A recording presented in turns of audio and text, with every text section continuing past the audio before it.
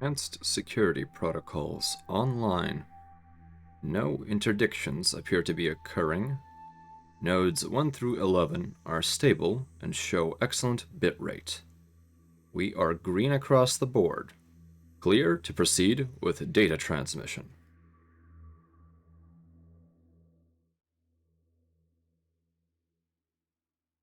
Greetings, wingmates. I hope that you find yourself well in whatever temporal situation that you may be in. Ah, what a day, what a day. How is everyone doing today? I am currently preparing for another session of Homeworld 1 Classic. Very much looking forward to this.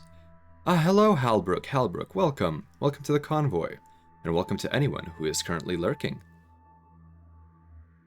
Hello, Kimmy Spice, and hello, hello, Ray. Hello. Welcome to the convoy, everyone, and hello, HoloPilot22. Wingmates, I apologize if the audio levels are somewhat unbalanced at the present. I've adjusted my audio equipment simulation somewhat, so the results may not be as I expected. So please let me know if I need to turn it up, turn it down, or perhaps adjust something else. Hello, Alaric. Hello, Alaric. Unfortunately, there is very little to hide behind in the void of space that our particular convoy occupies. But I do hope that you run silent, and thus our ability to detect you will be far reduced. And make sure you turn off your IFF transponder. Oh, excellent. I'm glad to hear that, Headless. Welcome, Headless. Alright. So earlier today, I was actually in a different simulation, in a collaboration with quite a few other VTubers. And I will actually have to pull up the exact list to remember, simply because there were quite so many. My goodness, it's so easy to forget. But yes, in that particular simulation of Among Us, the hit 21st century Terran video game, there was Simakos, Velik, Newt, Meat, Ira, Aripai, Little S, and Eggs, along with Nyaru as the host. That was quite the experience, I must say. It was my first time actually playing that particular simulation. Yes, I did have fun, Kimmy Spice. It was something I wasn't used to, so the gameplay was a little beyond me. I didn't know many of the tips, but I suppose that's any genre you're not familiar with. Oh, you were able to catch a bit of it. Yes, I was not broadcasting anything, but I hope that you were able to see a bit of it on the feeds of the other fine broadcasters involved. I believe at least 4 were streaming it. Hello, Strategos. How are you today? Welcome to the convoy. It was certainly a new system to me, but then again, it is not the most complicated game, but there is, I feel like, a feeling that you must have when you get into it. Going to leave this on the background while I practice my landings in VR. Hello, Niwa. Welcome to the convoy. I hope that your practice goes well. I'm very glad that you're getting some repetitions in. Oh, I'm glad, Wingmates. I'm glad that you enjoyed it.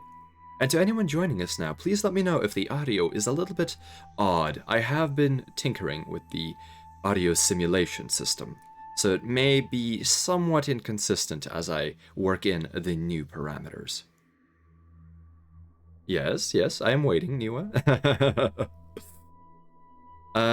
It may or may not be. I'm still adjusting the way the simulation works. Once I have a better understanding of it, I will let you know. Alright, so today we will be doing a continuation of the Homeworld 1 campaign playthrough. Out of the 16 missions in the original campaign, or 17 if you include the demo disc, a version of the Tyrannic Raiders mission, which is quite a rarity and unfortunately is difficult to find, although I'm not sure if it is in the remastered edition. However, that it would be the conclusion of the campaign if you were playing the Homeworld 1 demo. So, we will now be going on to the next mission, which is entitled Sea of Lost Souls. Alright, without further ado, why don't we move on to the simulation room and engage? Here we go.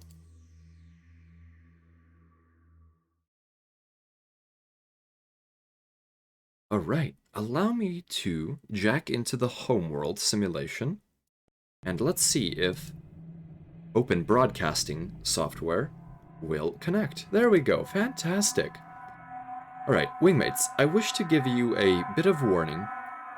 The campaign is reaching a point where my particular level of expertise and levels of replay are reaching their limits, so we may have to restart a few times, especially with the more difficult scenarios. But I hope that is acceptable to you, wingmates. This is all a learning process, and with how many things are going on, I hope to learn a bit more every time. Alright, let's go to single player and load our game. Now the trick is loading the correct save. It probably is save 8, or it might be save last, so let's take a look at which one it is. I'm glad to hear that, Attenborough. Ah yes, so here we are in the Gardens of Kadesh, having completed the mission. So let's see. Let's see what's going on in the tactical view. So there are absolutely no more resources left, and the Kartoba, which is this green dot here, which is the same type of ship that brought the Karaki exiles to Kerek, the world that they were marooned upon for over, I believe, 5,000 years? Alright, here we go. That radar pulse is somewhat grating in the audio. Do you have monitoring turned on? Allow me to double check. That is... Oh, I see, wingmates. In the previous game, Sins of a Solar Empire, the audio level was supremely low, and I had not adjusted the levels in open broadcasting software. I apologize for that, wingmates. The actual audio pulse itself is rather grating, so let's make sure we turn that down. Let's see here. Let me just double check out for what Alaric said. No, it appears I have no monitoring off. So I will come back to Homeworld, and wingmates, let me know if that audio pulse is still grating to your ears. Let me give it a few more pulses here. But thank you very much for that. As you can see, my audio is having a little bit of a scuff moment. I will turn in my coupons shortly. I am very low on those coupons, but I am doing my best to conserve them. Well, it appears that I think the volume levels have reached an acceptable... Yes, I see that it is far better. Okay. Alright. Still kind of sounds like it's getting played twice. The sound of this particular pulse is a little scuffed. It is very low resolution in terms of audio, and it does have a grating noise to it. This is why I'm not in the Sensors Manager much, because that pulse sounds absolutely dismal. So let's see here, we have 2 defenders left, which are some fighters that we were using in order to complete the previous mission.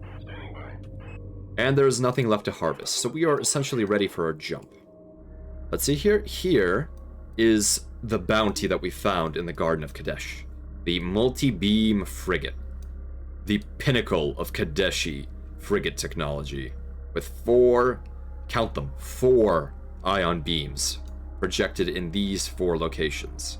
This is an absolute beast of a vessel. While it is not as strong as perhaps a destroyer such as this, it does have its uses, especially if well protected. Alright, so I believe that we are ready to jump. Let's take a look at our resources. We have around 8,300 RUs available. So this will allow us to construct quite a few things. But in the meantime, I don't know what an ion beam is, but just from the name alone, it sounds cool. Indeed, it is cool. And since our ships will actually... I love what they say. Target, confirmed. But that is the ion beam frigate from the Kadeshi. It is incredibly powerful. There we go. We don't actually have any standard ion beam frigates available, simply because we lost them all during the combat. But this is an incredible vessel. Let's take a look at how much damage that destroyer took. For a single frigate attacking a destroyer, losing even 1/20th of your health is still a significant blow. It is a fine vessel indeed. Alright, we are about as ready as we will be for the next scenario, and I will use my foresight from prior experiences to say that this composition will be more than adequate. So let us continue onward to the next scenario. So let's go to our sensors manager and hit hyperspace jump. And we can quick dock. Hyperspace initiated. Here we go. Initiating hyperspace jump. As you can see, the Kadeshi have a red jump signature, as opposed to the blue Karaki. Or the yellow Bentuzi, for that matter. After analyzing the data we collected from the Karatoba's sister ship, we've been able to determine what happened in the nebula. While the Karatoba was able to limp to Karak, this ship instead must have tried to hide here. They soon resorted to preying on ships passing through the nebula. In time, the nebula became off-limits to all shipping. They developed hyperspace inhibitor technology to trap prey from far away without leaving the safety of the nebula.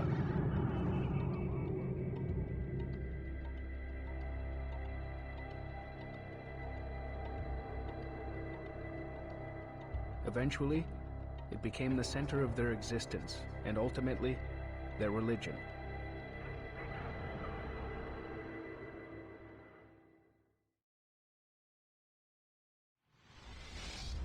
Hyperspace jump complete. The mothership is entering the system. Look at this beautiful skybox. All of it is just polygons. Polygons and shading. Welcome to the Sea of Lost Anomaly Souls. detected. Override engaged.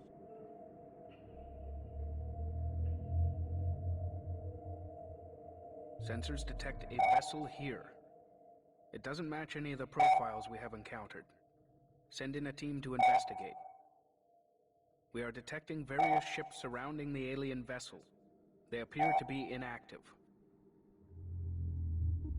Okay. So. Oh yes, yes. Hello, Narc 101. The Kadeshi mothership is indeed quite tall.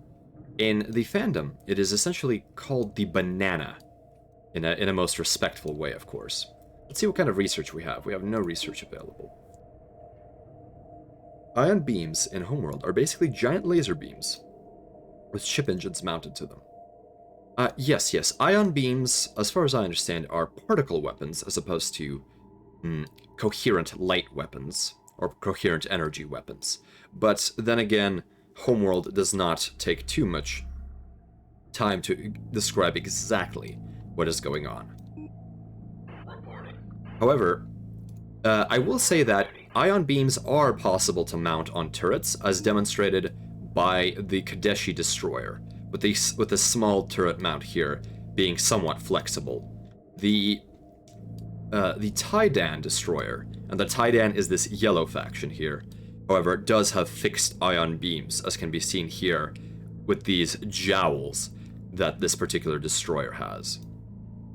This classic? Hello, Amphitheater X. Welcome to the convoy. Yes, this is Homeworld 1 Classic, without all of the quality of life improvements of Homeworld Remastered. Although we do get the original physics engine, which is most excellent. Alright, so. I do not know if I should play this mission straight, because it is not effective to play it straight, and anyone who goes through this game will, of course, be optimized the way they play it. Mothership. So let's make sure that we launch all of our fighter craft. Launching. Let's see here. Let's see if we can begin resourcing operations. There we go. Resourcing operations have begun. And the resources are scattered all across this map. It appears that we can see this halo of asteroids. So it appears that there are some resource patches here. And none up top, it appears. It is very difficult to tell where resources actually are. Oh, if you look carefully, we can actually see that the pattern is a giant starburst wrapping around a sphere. As you can see these tendril arms. It looks somewhat like a medusa or jellyfish. Tie-down destroyer looks like it has a face. Indeed it does. Some of these do have very interesting looks to them. As you can see, the bridge is offset onto one of these particular stubs projecting from the hull. Alright, let's see. What did we actually end up doing here? Oh, I see. Let's set tactics to neutral. Right, so we are currently engaged in having our harvesters harvest, so let's move our resourcer frigate to a more amicable location for our harvesting operation. And this is a resource controller. To anyone joining us who has not seen Homeworld before, this is in essence a mobile resource drop-off location. A harvester will clamp onto the bottom in this cradle here and deliver the resources which are important to constructing our fleet. Normally, the mothership has these two docking arrays in the rear of it. However, coming back to the mothership is a very time-consuming task, so it does behoove anyone with a priority for time to have a resource controller. If you remember right, this is the one where formations were actually useful. Yes, the Sea of Lost Souls is one where both tactics and, I suppose, doing silly things is very important. Mothership. So, what I will say we will need is a lot of scouts. We will need quite a few scouts. In fact, we can go with perhaps 20 of them. It's never a shame to have some scouts available, so let's make sure those are constructed. We will also need a fair quantity of strike craft for this particular operation. Let's see here, what is the most cost-effective strike craft that we can use? Oh, to anyone joining us, hello Carvebite, welcome to the convoy. Hope that you are doing well. So, we need to find out what it is specifically that is out there. I think I will engage in a strategy that won't take up too much time. You will find out in a cutscene what is going on with this. So let's prepare for it. We're going to do this the strategic way. Alright, let's see here. So we're going to build a number of strike craft in order to scout out the vicinity. And we will also have a significant number of other craft. So let's see here. We have quite a few multi-gun corvettes. Let's see. Should we use bombers in this mission? Now that is a question. And I do have backseating tag allowed, so if you have any suggestions, if you've played this mission before, please feel to state them. Ah yes, hello Spacial Nissan. It always sometimes surprises me who joins in. It is always fantastic to have folks come in. Erica. I must associate your name with Spacial Nissan. I'm so sorry. I'm doing quite well. Wingmates, how are you doing? Alright. So, unfortunately, I have enabled docking, so it is somewhat boring to watch the mothership build. So, for sake of visual effect, I will now have these scouts actually come out the moment they are constructed. Let's see here. Thank you, Erica, thank you. Sometimes it is difficult to keep track of who is who, especially if the chat starts moving rather rapidly. Carvebide, you have suffered from similar logistical issues. But I do appreciate the principles that the Niwatori gang follows in terms of having a singular channel for 3 different streamers. It's a very, very fascinating concept. Let's see here. Although apparently there was, on the time period that would be qualified as yesterday in turn time, an intruder who shared the channel briefly with me. I'm attempting to identify who they were. So, if you have any leads, if you have seen yesterday's video transmission, I would certainly appreciate any data that you may have. Alright, so I think we will need some heavier weapons in order to complete this operation. So let's build maybe heavy corvettes, or maybe we will construct more multi-guns. Let me check the actual damage per second of the multi-gun versus the heavy corvette. And also the armor per credit value. So let's take a look here. 1 second, please. Let's see here. Oh, for any wingmates who are interested in the knowledge of which particular vessels are being used in this campaign, let me link to you the Well of Souls website with an absolutely fantastic wiki page. Here we go, wingmates. There you are. The Well of Souls website.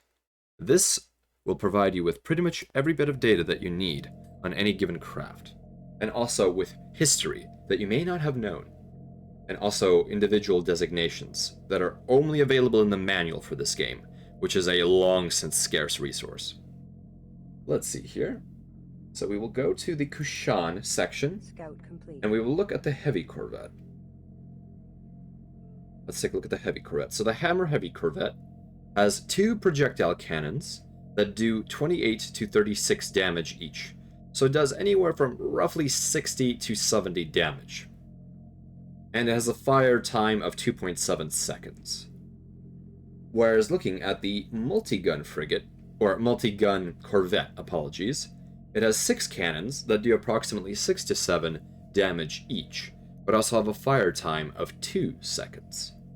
So, doing some back-of-the-envelope calculations, we have roughly, let's see here, 6.5 damage multiplied by 2, or apologies, multiplied by 6. There we go. And divided by 2 is a fire rate of roughly 20 damage per second. Corvette, you're driving a fancy car. Oh no, we will be flying some strike craft. This is essentially something heavier than a fighter, and typically with multiple crew, although it is fully possible that both fighters and bombers in the Kushan Navy may actually have multiple crew. But the multi-gun is specialized for the destruction of fighter craft, whereas the heavy corvette is simply an all-round punching bag and beater weapon. So let's take a look. So we do roughly 65 damage per every 2.7 seconds, which is around 24. However, the price of the heavy corvette is slightly more expensive. So per resource unit, as my as my handy simulated TI-84 Silver Edition calculator has shown, the multi-gun corvette is actually a very good deal. So let's build at least 6 of them, simply because they are excellent in other scenarios in addition to this. Man, the age of game manuals. Indeed, indeed. As I am aware, those games being released in your current situation currently have very limited manuals, if any at all. Yes, yes, manuals used to contain so much lore, and sometimes even special codes. Or, more nefariously, some manuals have had digital rights management baked into them. So if you were not aware that you needed the manual in order to activate the game, you'd be in deep trouble. Right, let's put this in a... Actually, a formation may not be helpful here, because we will be putting these fighters in an evasive stance. Or these scouts, I should say. So, let me actually have them dock, and then we can lose that formation. Actually, they've lost their formation already, because we ordered them to dock, thus throwing off the entire pattern. Oh no, they have returned back to their claw formation. Let's put them in Command Group 1. And Command Groups are essentially ways of selecting craft from... Ooh, we will need some support frigates from a distance. That we will need too. Let's move them a little bit closer, so that we have more fuel available. Use multi-gun corvettes to guard on big ships. Yes, yes, multi-gun corvettes, as you can see with the 6 cannons that they have, are very good at whaling at small craft that are very nimble. In essence, it is an anti-fighter platform. But in this case, we will also be using it as an attack platform. Let's see, we are completing our construction of our frigates. Let's take a look at the build orders. Good, good, that is going well. I miss new game smell, new manual smell. Well, Ray, I have not had that particular experience, since every single manual I have seen has been a digitization, and my only experiences of that are anecdotal and secondhand. So, Perhaps maybe one day I'll be able to have that new manual smell, but somehow I do not think that will happen, considering how little actual fiber paper is used in the Far Suns Coalition. Don't copy that floppy! Yes, that is quite, quite the phrase of that particular era. Do not do that. That is most egregious. We do not advocate piracy here, despite playing many games where we actually do engage in such a thing. And yes, hello, Karisanya. Welcome to the convoy. Alright, so it appears, someone please make a new game smell simulation for Spacer. Well don't worry, Ray, I believe that I can imagine such a smell.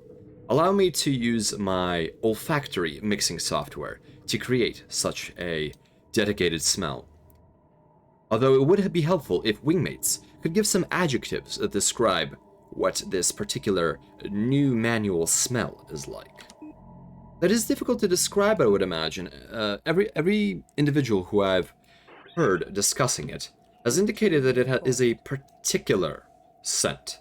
One that has a je ne sais quoi that is rather difficult to describe.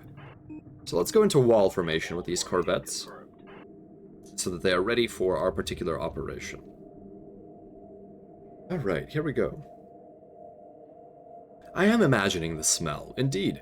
I would imagine that a manual, I have smelled fiber paper before, and it has a, how would one describe the smell of fiber paper? Let's see. Maybe, perhaps, earthy is not correct. Perhaps a sterility? A sterility, yet a certain note of... It is indescribable. It is the smell of paper. It will be like plastic with a bit of ink. Oh yes, those manuals did have gloss on them, as from my understanding. Alright, so let's move our forces somewhat closer. And we may have to restart this scenario if we, unfortunately, do not succeed. So we have Command Group 2, which is our corvettes. And we have Command Group 1, which is our scout vessels. So let's move forward to the combat area and make sure these frigates are close enough that they can resupply our forces with fuel and repair. Alright, let's take a look here. 1 second, please.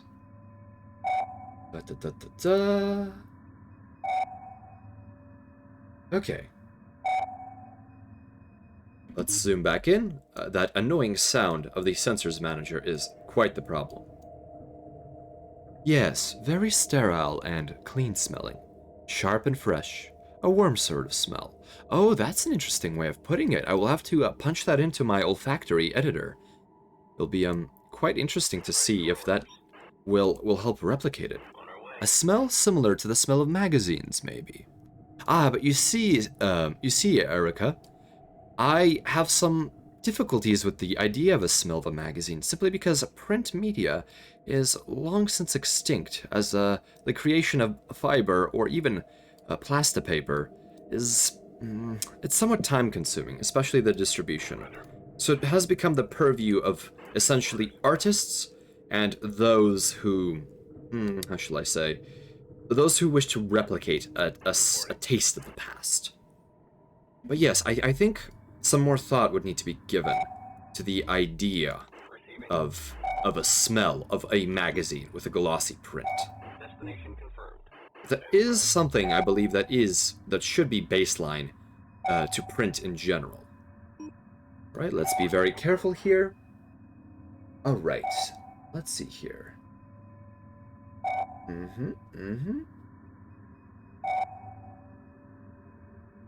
Okay.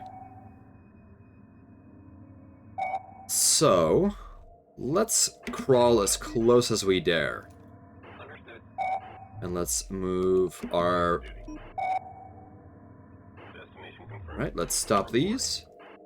And let's... Oh. It appears that we are detecting something. Nitrogen involved. I vaguely recall that being part of the smell. Hello, Ted Cheeks. Welcome to the convoy. Nitrogen smell. That is an interesting way of putting it. Oh my, oh my. Alright. Here we go. So we have encountered a force of enemies. Attention. Those ships are operational. We believe the control center is the alien vessel. It should be neutralized.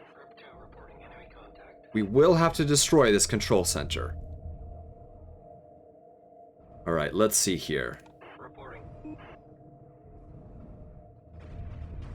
Okay, so this is some kind of craft that is apparently controlling these ships. We have a Tidani missile destroyer, a Turanic ion array frigate, a Tidon assault frigate, a Kadeshi multi-beamer, 2 of them in fact. Let's see here. So our fighters are currently doing their best in order to have the enemy attack them instead of our primary assault force.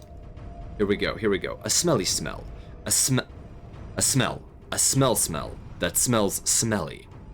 That is one way of putting it, I suppose, Carvebite. All smells are smelly smells. But not all smelly smells are smells. I don't know what I said there, but because I said it with confidence, that means it has meaning, doesn't it, wingmates? I'm just kidding, I'm just kidding. These missile destroyers are incredibly effective at destroying strike craft.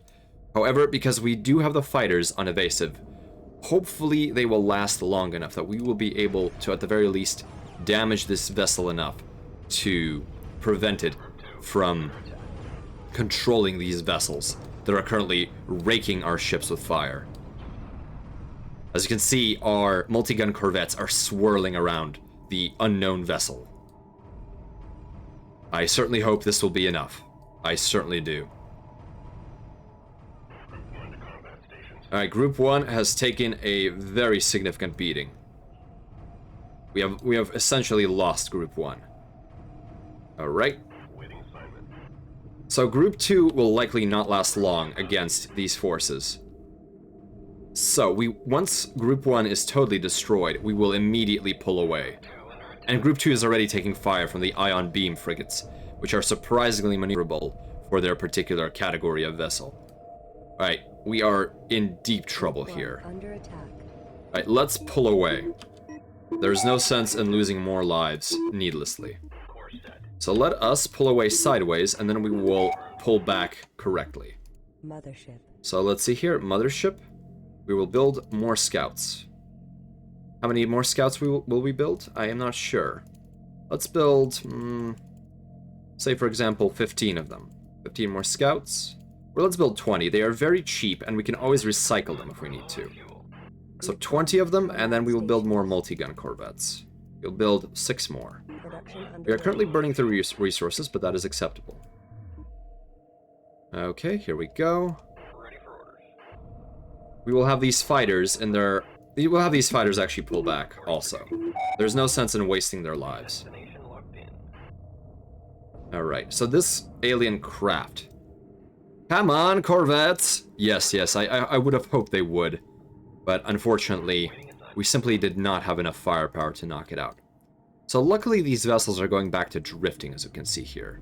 And we have lost sensors contacts on them. So these fighters, this one in particular, can return back to the mothership. And I believe we were starting to run low on fuel from the combat operation.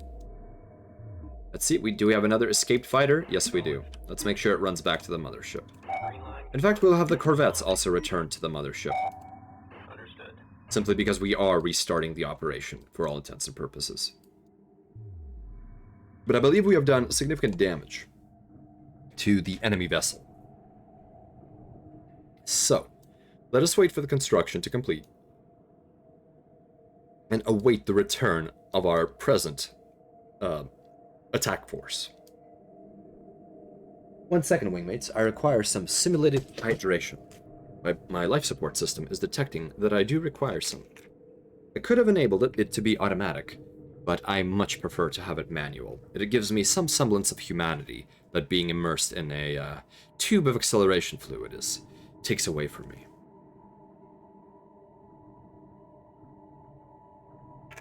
Yes, Carbide, drink water. Thank you. Ah, fantastic, fantastic. So our force is currently being constructed. Let's see what our build queue is. We're about halfway done with the interceptors, and the multi-gun corvettes are approaching completion.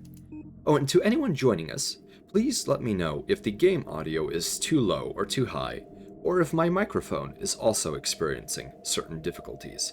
I have altered my auditory input situation somewhat, so I would definitely appreciate any feedback in that regard. Thank you. Let's see here. Oh, so our multi-guns are available. Let's make sure they dock. Mothership. Come here, friends. Come here. So one of the annoying things is that, at the very least to my knowledge, the mouse is being awfully recalcitrant right now. There we go. Oh, yes, something was wrong with the perspective. Alright, let's take a zoom in here. Multi-gun Where are those fighters that were running away? Let's see. Oh, there they are, there they are. One fighter, and the other fighter is nowhere to be seen. Although it may have... No, that is a collector up above. As you can see, the three-dimensionality of this game does add a certain element of challenge to it. So let's make sure we dock. There we go. And now our swarm of multi-gun corvettes will be docking with the mothership for repairs. Excellent. I'm glad to hear that all systems seem nominal. Thank you, Attenborough. And thank you, Carvebide, for also reporting back on the data. Alright, so we are currently docking. One of the things is that docking is rather slow, as you can only have 2 strike craft at a time enter the hangar bay. This is usually not a problem, but if you are trying to escape and you are not allowed to quick dock, which is in essence the understanding that you will have an unlimited amount of time to put your ships in formation, then you'll be in quite some trouble with the slow rate of docking, and you may have to leave fightercraft behind if you're about to be lost. So here is actually a Kushani ion frigate. As you can see, it only has 1 beam weapon here, right on the tip of this muzzle. And this is the bread and butter ion frigate of the game, whereas this multi-beam is quite the advanced piece of technology. However, the game at this point has advanced to the point that it is best to use something like a destroyer, simply due to the durability factor. Okay, so construction is complete. Let's see, do we have any missing craft? No, we do not. Alright, we can form our fighters into an evasive group. We can call it Group 1. So let's move them forward. We can move them closer to the engagement area. Let's move them into position. And our corvettes, if we look at the launch, currently we have 8 corvettes that still need to be repaired, rearmed, refueled, and launched. So we have quite the assembly of corvettes available here. Ah, excellent. Well, while we wait for that, we can look at this beautiful scape. I will say that without false color images and, I suppose, mechanical augmentation, the actual voidscape is not quite as stunning.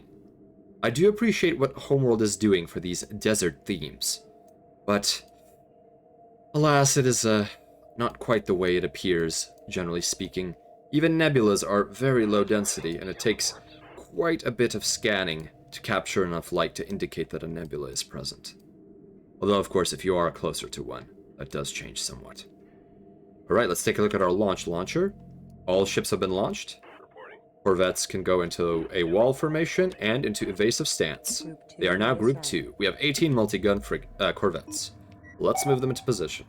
We will actually do a sneaky maneuver and move them around back. This may fail terribly, but it is a sacrifice that I am willing to make. So let's move our scouts a little bit closer so that we have visual range. Excellent. We can now initiate targeting. So, we are currently on evasive, and there is the missile destroyer cavorting merrily in the distance. As you can see, all of these vessels are feeling quite skittish, and they are not skittish, they're feeling quite jovial, and they are rotating about their own axes in these silly ways. It's the Ministry of Silly Rotations. Ah, greetings, Paper Bag. Welcome to the convoy. Am I winning? Well, I am cheesing right now, Paper Bag. I am well aware of how this mission is supposed to be played, and I do not wish to lose my fleet. So, for the time being, I'm currently doing a cheese strategy. And I apologize, wingmates, but this is one of those scenarios which, if you play it once, you will learn that you cannot play it that way, and you will want to restart.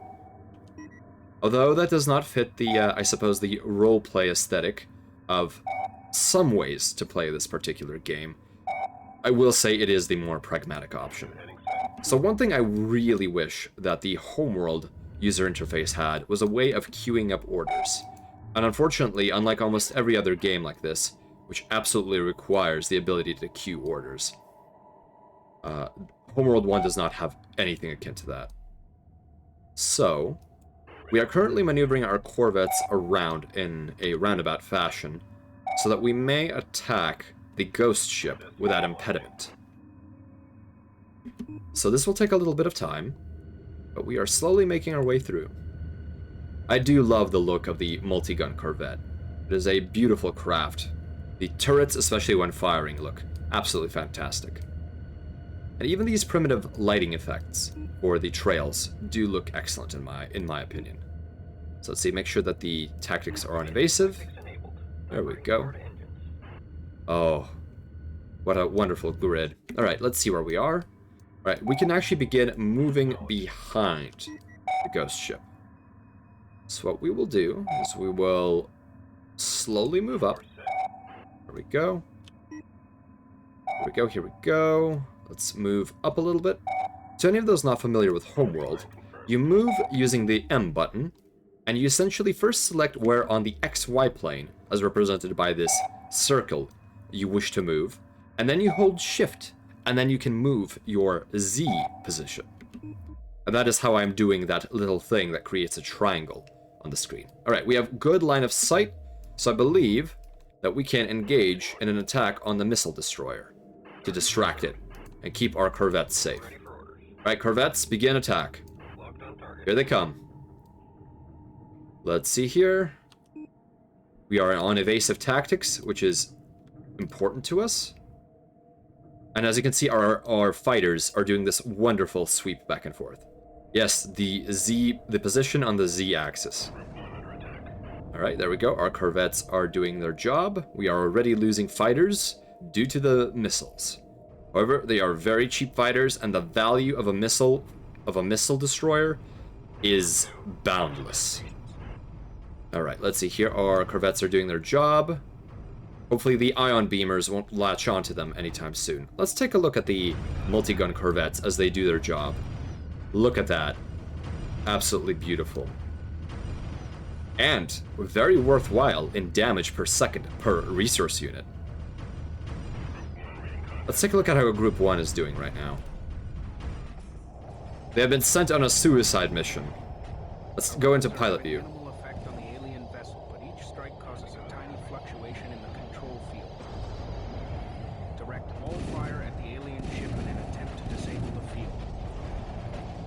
So if you wish to use this particular mode, where you have pilot view, you will want to use a command line parameter on the shortcut to launch the Homeworld 1 executable. I believe it is something like pilot, but I would have to double check before I said anything for certain. But that is what pilot mode looks like. It is fantastic. Excellent. Our corvettes are still circling like vultures. They are doing their job. Hopefully, we will have victory sooner than later. I certainly hope we have enough ships in order to do this. Come on, come on, come on. Alright, let's see if we can make Group 2 aggressive so they do more damage. So, in essence, there are 3 stances that you can put craft in Homeworld. They are neutral, which is a balanced stance of evasion and firepower, followed with aggressive, which is a stance that essentially slightly ups the damage of craft but reduces their speed. And there is also the evasive stance, which increases the amount of jinking any craft does, but also significantly increases, or it also decreases the firepower of the craft involved. So in this case, we are simply attempting to have more DPS by going aggressive and pounding away. And perfect. While the field was up, they were able to Let us stop analyze this the attack. alien control system. We now have control of the foreign vessels. Fantastic. Send a salvage team to further investigate the alien ship. We have accomplished this mission about as cheaply as is possible to do. After seizing the missile destroyer, construction reports we can now build a similar vessel. Excellent. So, possession of a missile destroyer will make the next few missions significantly easier. In essence, wingmates, do you remember how much trouble we had with fighter craft in the last mission, which was the Garden of Kadesh? Well, the missile destroyer is the exact solution to that problem. It has these 4 launchers, which produce missiles, up to 32, which are then stored. However, it is able to fire missiles far faster than it can produce them. And in essence, these missiles are very fast and are able to chase after fighter craft. Now, if you witness what was happening, we have lost at least almost 40 strike craft to the missile destroyer that was hanging around here. No other craft was able to hit our evasive scout craft, and we did almost no damage to the destroyer itself. However, this is a windfall. We have a missile destroyer, and we got some more ion frigates, some assault frigates, and most importantly, we have more multi-beam frigates. And we have unlocked the research to construct missile destroyers. So here it is, the guided missile technology. Guided missiles. Guided missiles form part of the weapon system of the missile destroyer. So this will be our bread and butter for fighter busting, although we do have a significant number of multi-gun corvettes available for our use. So let's move the forces that we have acquired, including a missile destroyer, closer to home, even though they will jump with us when we do leave the battlefield. Although this is not really a battlefield as it is apparently an archaeological site. We have Tidani craft in the missile destroyer and the 2 assault frigates. We have Kadeshi craft, and we even have a Turanic vessel.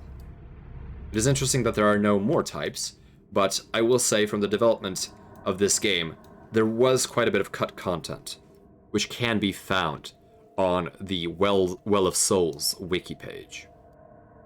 Missile destroyer, heck yeah. Hello, Captain Charlie Foxtrot, welcome to the convoy. And hello, Cabal, welcome, welcome. So this is the alien ship that was controlling those vessels. And I apologize for not doing this earlier, but I think it is somewhat self-explanatory. If we had sent a force of anything frigate size and above to investigate this vessel, those would have turned against us. And that would have been quite the problem. So luckily, we have not done that, and we have cheesed this mission in the optimal strategy. Although perhaps not the utmost optimal strategy, but as close as it can get. So our forces did quite well, quite well. Missile frigates are good, but MB frigates are godlike. And, oh, multi-beam frigates. Yes, we have quite a few multi-beam frigates that we managed to salvage during this scenario. They are quite fantastic. I will say, though, a multi-beam frigate is vulnerable to fighter craft, and that is where the missile frigate comes in. So I believe ahead of time we will actually construct our own Kadeshi version of the missile destroyer. And as you can see, it costs a little bit more than a normal destroyer, which absolutely makes sense. Alright, let's see how our resourcing operation is going. Our resources are currently here, so let's make sure that we move our resource controller over to the resource collectors. Currently, it is far down in this lower hemisphere. We need to make sure it goes where it belongs. So now we have some time to kill, because we will be doing... We have no research to do. So we're just collecting the resources on the map. If you'd like saving every unit possible, Homeworld 1 is the game for you. Indeed. For anyone joining us who is not aware of the provenance of this little craft, this is the dreaded, the absolutely lethal salvage corvette. It is essentially a glorified orbital tug, but it is capable of capturing almost any vessel on the field, up to and including capital craft. which means battleships and the like, although battle cruisers is the category in Homeworld. I believe you need 6 of them to capture some of the heavier craft, and fewer for smaller craft. Each particular vessel type has its own needed numbers of salvagers to capture them. Let's see how our missile destroyer is coming along. It is about halfway complete. Excellent, excellent. Are the missile frigates like the torpedo frigates of Homeworld 2?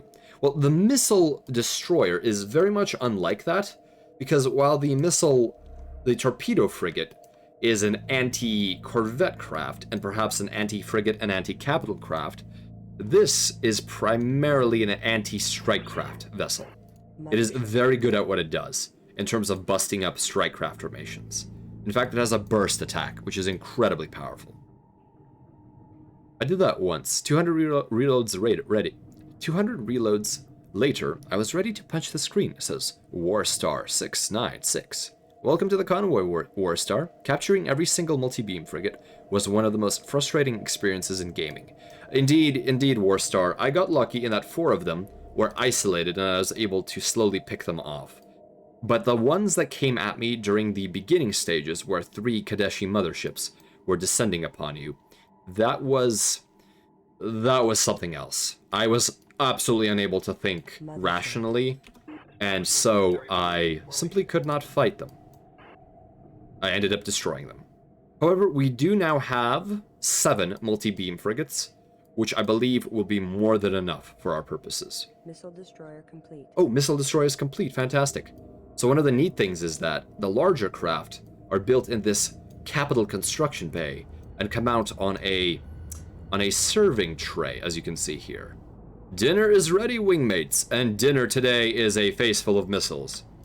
Look at this beautiful craft. I much prefer the Kadesh destroyer to the Tidon variant. Look at these lines. Look at the thick hull. Look at this prominent missile guidance bulge. Look at this antenna, and look at these perfectly balanced missile construction and launch tubes. An absolute beauty of a vessel. And it has a beautiful pilot view in addition. In general, I much prefer the Kadesh destroyers to the Tidon. Look at that. Look at that. So sleek. These lines are... they do not waste. The Tidon destroyer is very indicative of how the Tidon Empire is at the time of Homeworld 1 setting. Decadent, wasteful, and full of corruption. Look at this. Who needs these bulges? Who needs these little decorative antennae? No. This is not acceptable. And look, we even reuse parts of the drive system from the frigate or the Kadesh destroyers. Very similar drive, likely based off of a similar system. Right, let's see how our harvesting operation is going. So our resource controller is moving into position. Oh my goodness. See, wingmates, this is why Homeworld is a little bit confusing, because right now, high above us, there are asteroids being collected. So here we have a controller, which is almost full, moving to pick up some more resources. This is quite the unfortunate job, but we want every single bit of RU that we can find on the map. RUs are precious, and they allow us to build more missile destroyers and more standard destroyers. And that is the main thing I care about. However, we may actually wish to construct some more support frigates, as they allow our other vessels in order to survive. Production That is almost never a waste, although they are very fragile frigates. Allow me to show you what the support frigate looks like. The support frigate is built on the standard chassis of a frigate. In fact, it is the earliest one we can build, I believe. And as you can see, it has these pads, 10 of them, and 4 of these, I suppose, extensible latching booms, or docking booms, along with a single defensive turret. And it is capable of allowing fighters to rearm and refuel away from the mothership. It is not a carrier, but it is the closest you come to a miniature carrier or an escort carrier, if you wish to use the parlance of the Second World War's Pacific Campaign. And the most valuable thing it has is a repair beam. That by far is the primary thing that you require. Ooh, since a lot of those aren't fighters, wouldn't it be more appropriate to call the first-person mode bridge view rather than pilot view? I would say yes.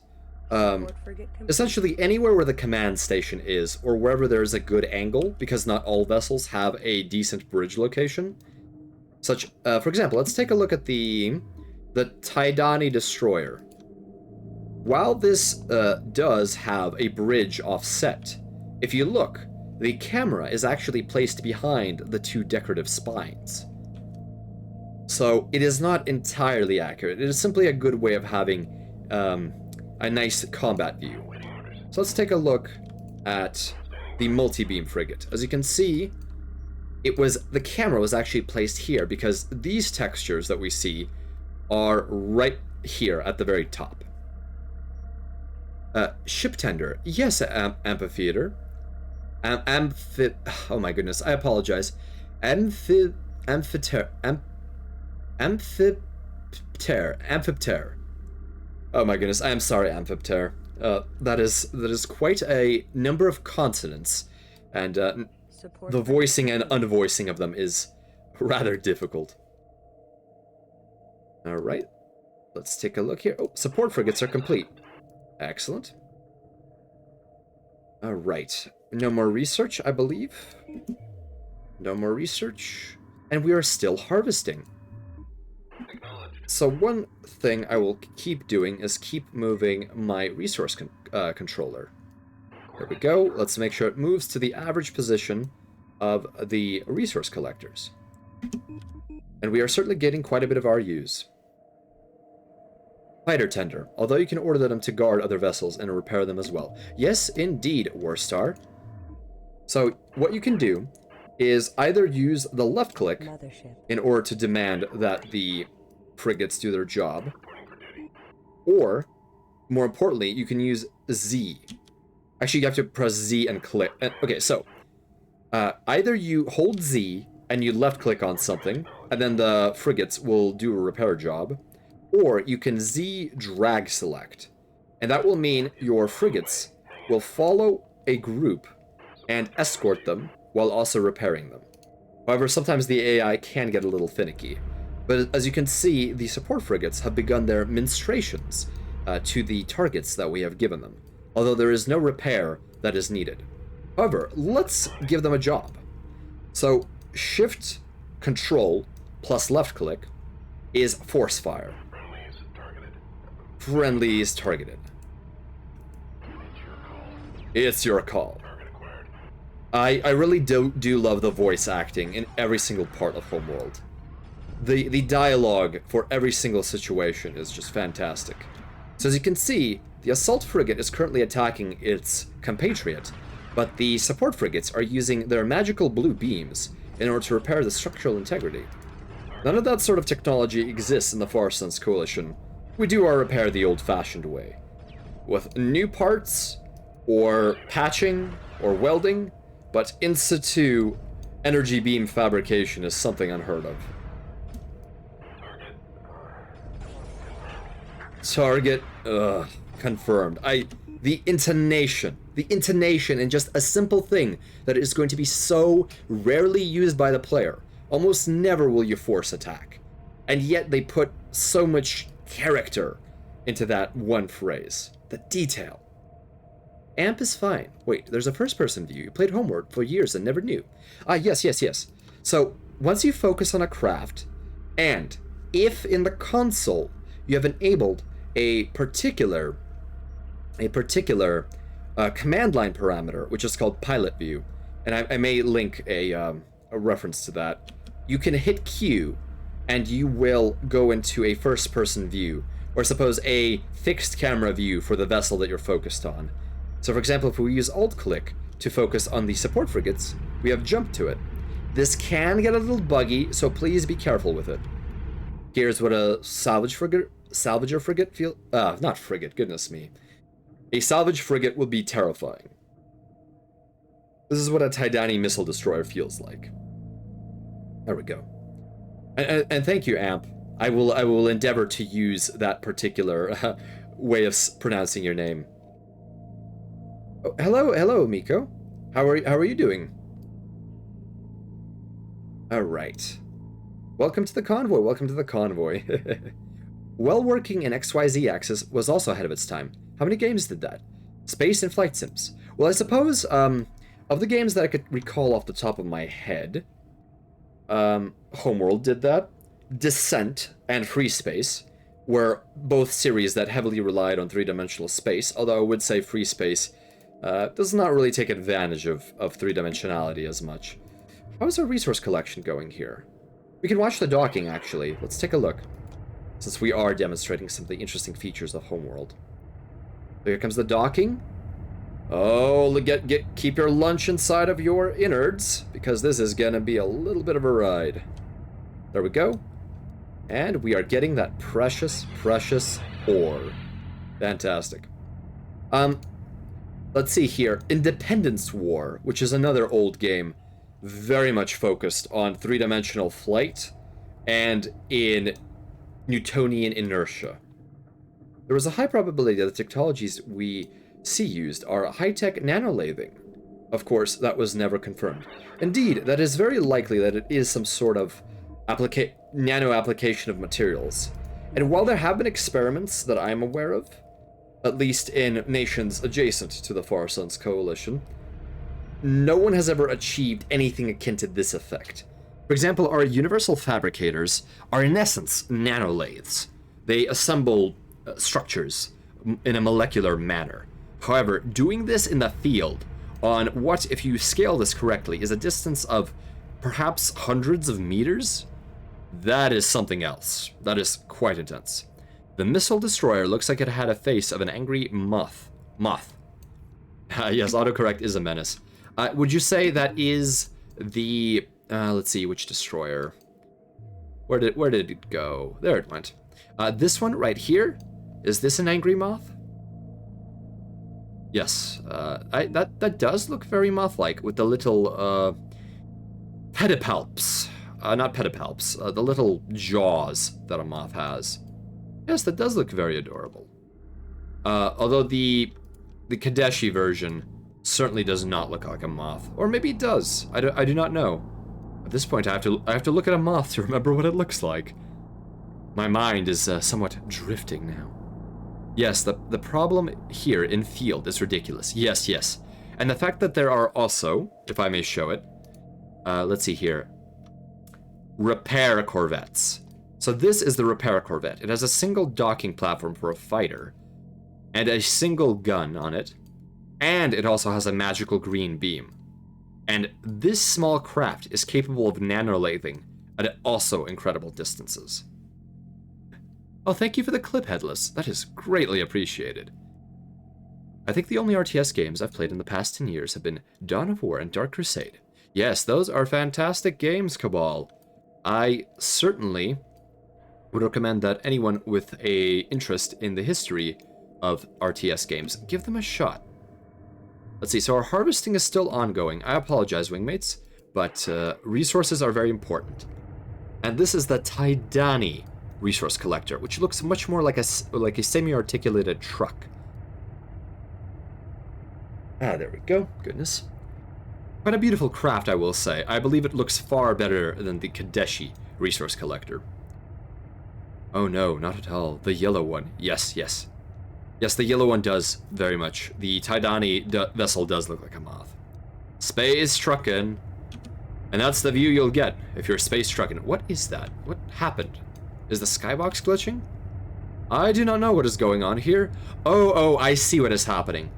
The camera is placed within the cargo box itself.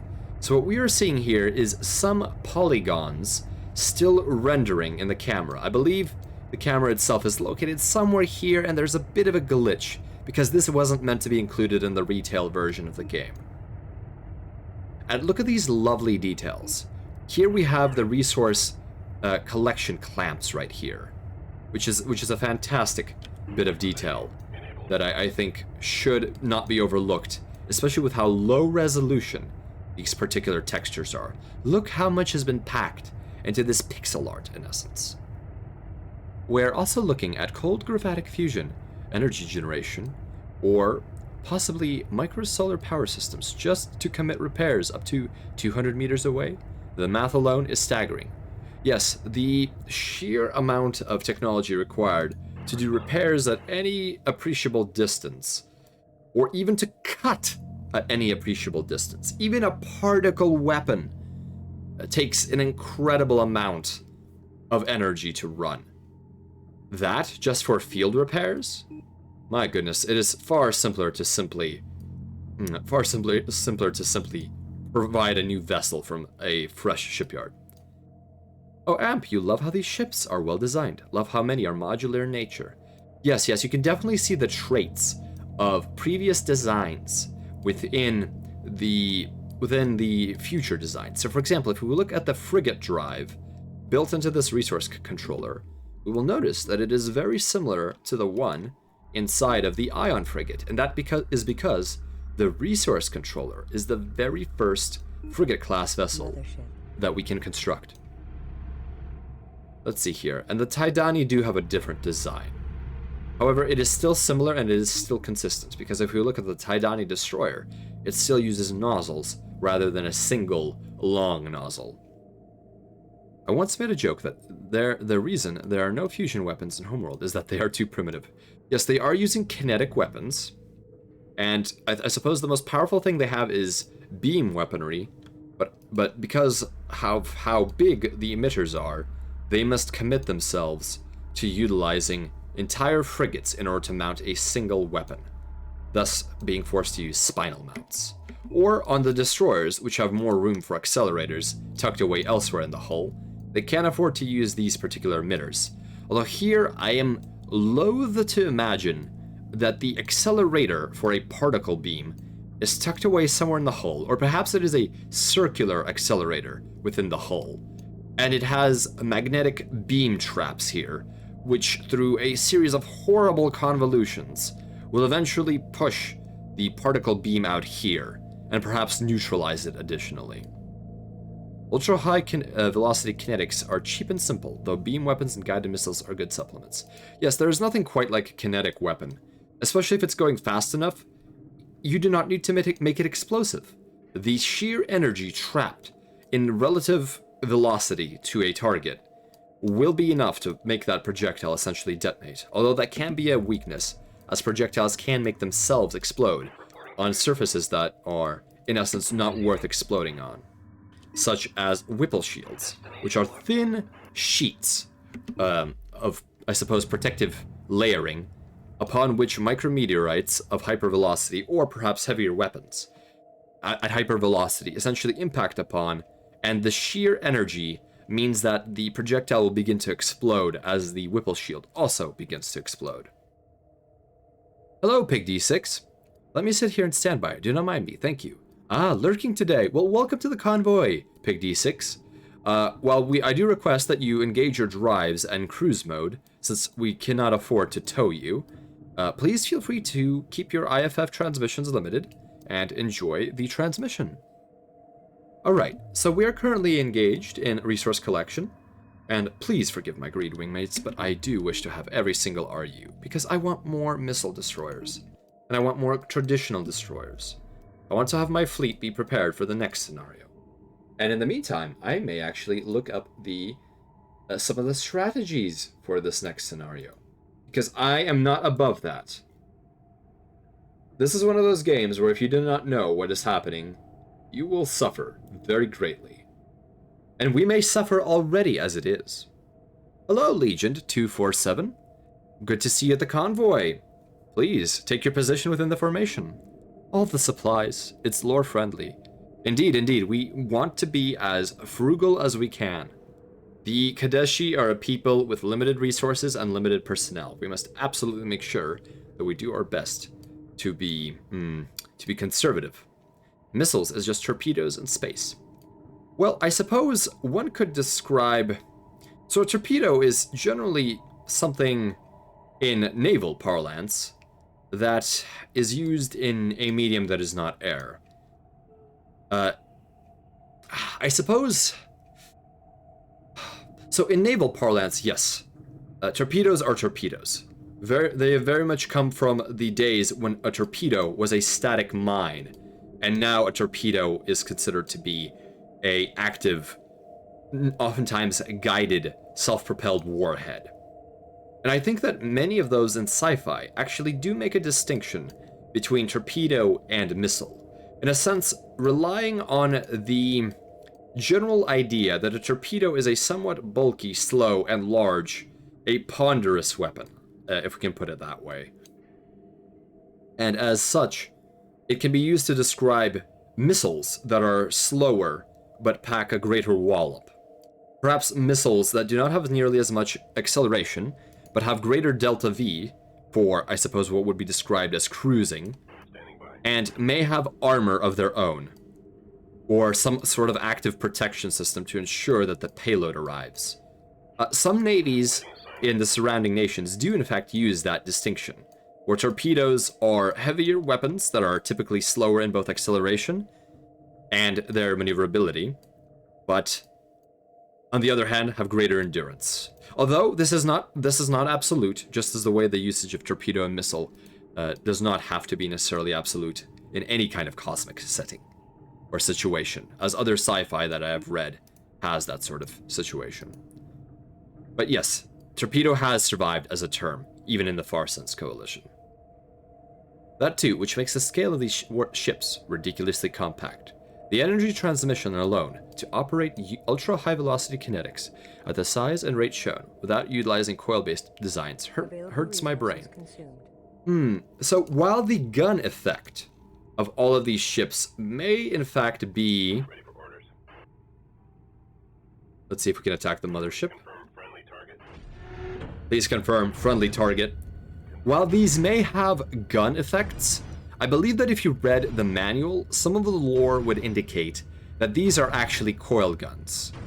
So it is not very obvious, but the muzzle effect is quite handy to have as a visual aid. So that may be a gameplay conceit rather than a lore one. Hello Yukis, welcome to the convoy. Good to have you here. I see that you are out of stasis. How was your slumber? I hope that you rested well. Because of the Hellfire missiles, need more Hellfire. Yes, you can never have enough Hellfire. I heard you like missiles on your missiles, so I put a second stage on your missile. So now you have more Delta V. Karasanya, well, nearly all missiles in science fiction do not function as they should. There is a video on YouTube call entitled The Problem with Missiles in Sci-Fi Space Combat. Yes, indeed.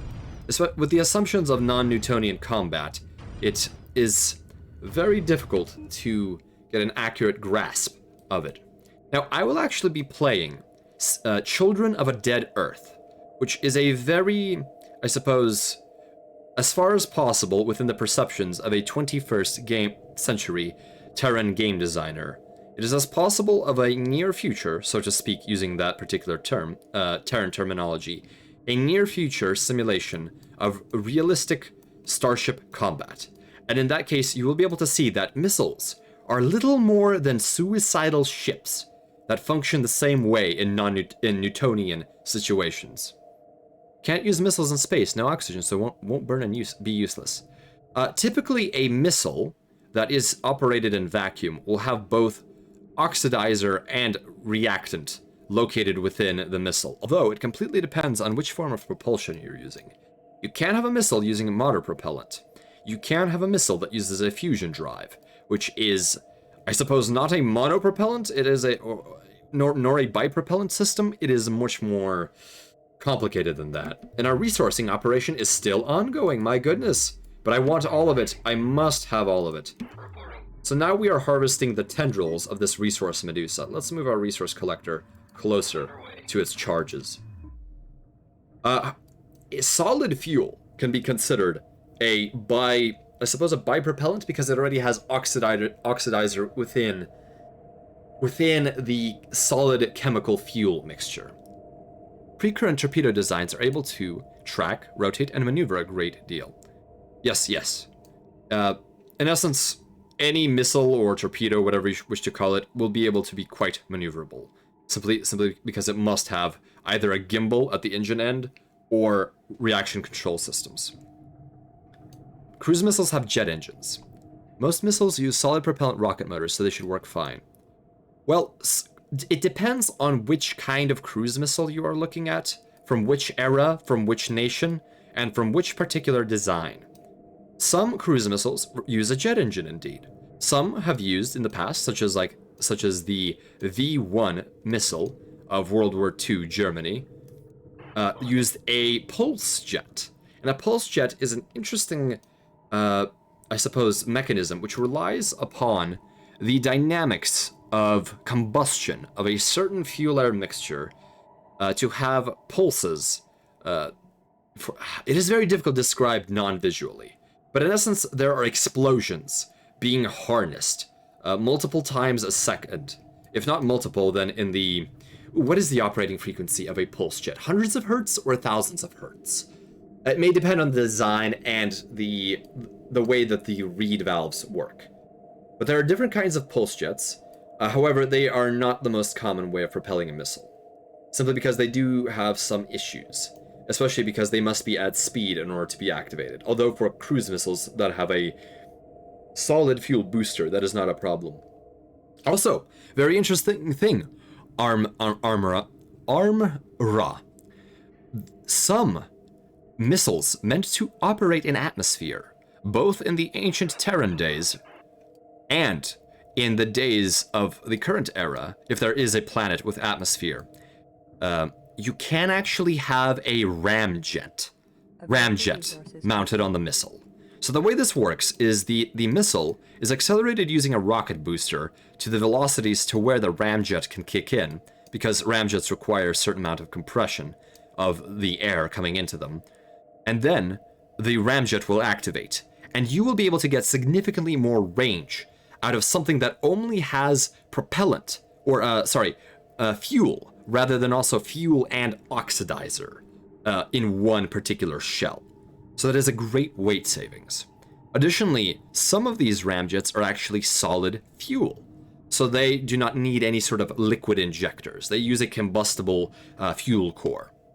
What about SAMs? What do they typically use? That, of course, depends on the SAM in question. It could be solid, or it could be a ramjet, or as Waterstar here says, a scramjet if it is a more advanced missile. Although scramjets are still in the experimental stage in the days of 21st century Terra, from my understanding. At least what I have kept up on the news is somewhat limited developments. At some point it will become cheaper and more effective to utilize microfusion propulsion.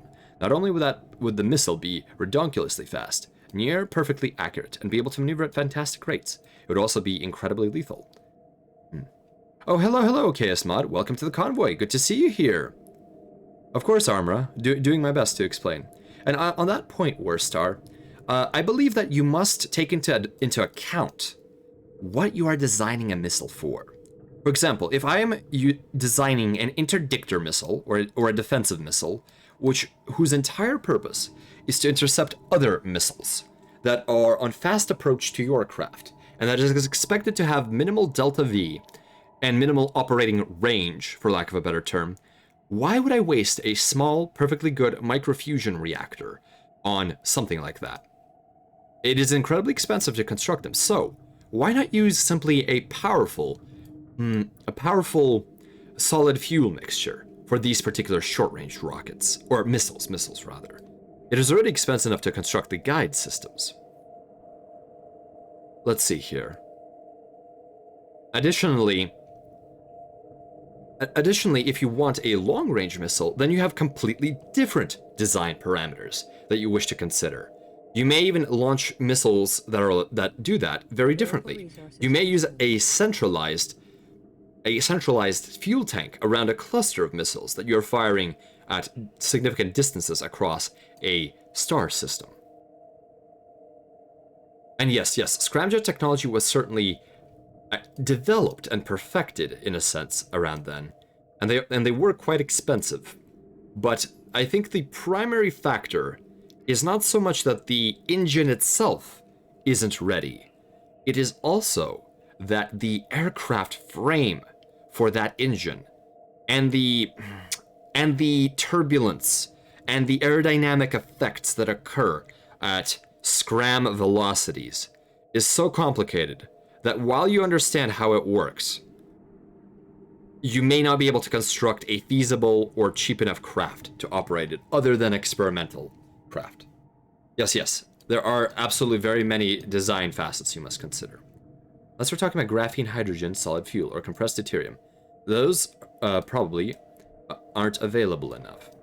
Very likely. I am not an expert in the actual compositions of solid fuels that are used for these defensive missiles, but for the balance of purposes, there is a fusion reactors in missiles have a bare minimum amount of weight. Unfortunately, it is very difficult to do microfusion at lower scales, especially one that has enough power to generate the thrust required. And so, in those cases, you are far better off until a certain weight point, until a certain delta V requirement, utilizing solid technology. Well, it appears that our resources are wrapping up their operations. We can begin moving our resource controller back to the mothership. Never heard of anything like that. Yes, there are many things that are a little bit obscure, but if you dig deep enough, you can find them publicly available. Try to design against 30 gravities of force for a single missile, in addition to developing a guidance system alone. Insanity. Indeed, my vessel, the Wishful Thinking, routinely hits 30 gravities if I am doing a special delivery. And most certainly, everything is triple redundant. Some things are, in fact, have an extra redundancy in addition to the triple redundant. Everything is overbuilt, and even with that, the vessel slowly deteriorates. So I will at some point need to do an incredible overhaul in order to keep the Wishful Thinking intact. I thought of something that had been bothering me for a long time since I seen it, and have thought about how dumb this was. Remember, Spacer, in Star Wars, when that ship activated its warp drive and jumped out a whole space fleet, and how dumb that scene was, and how it broke the laws of physics. Well, Star Wars, I would say, is a space opera, so there is a bit of conceit and hand-waving that you must accept. And while perhaps that scene has issues in terms of pacing and plot, I am not aware of what occurs during a hyperspace collision. That may in fact be what happens when a capital ship that is warping through space actually collides with something. That has only been mentioned, at least in my experience, and that may have been the only visual depiction of such. So while it may not be good writing, and others have different opinions on this, although I was very... I won't speak much more of that particular movie. Yes. A miniaturization can only of technology can only go so far if you're unable to construct a weapon that won't destroy itself in use. Yes, there is a diminishing point of returns on miniaturizing things, and with how much budget and resource you have to creating miniaturization. Yes, rule of cool indeed. Yes, that scene indeed. It made no sense, even if that was true. Why not use it all the time? That is the biggest problem, in my opinion, Legion. Thank you for bringing that point up. If weaponized relativistic weapons are incredibly devastating in the Star Wars canon, why is not that not the primary weapon?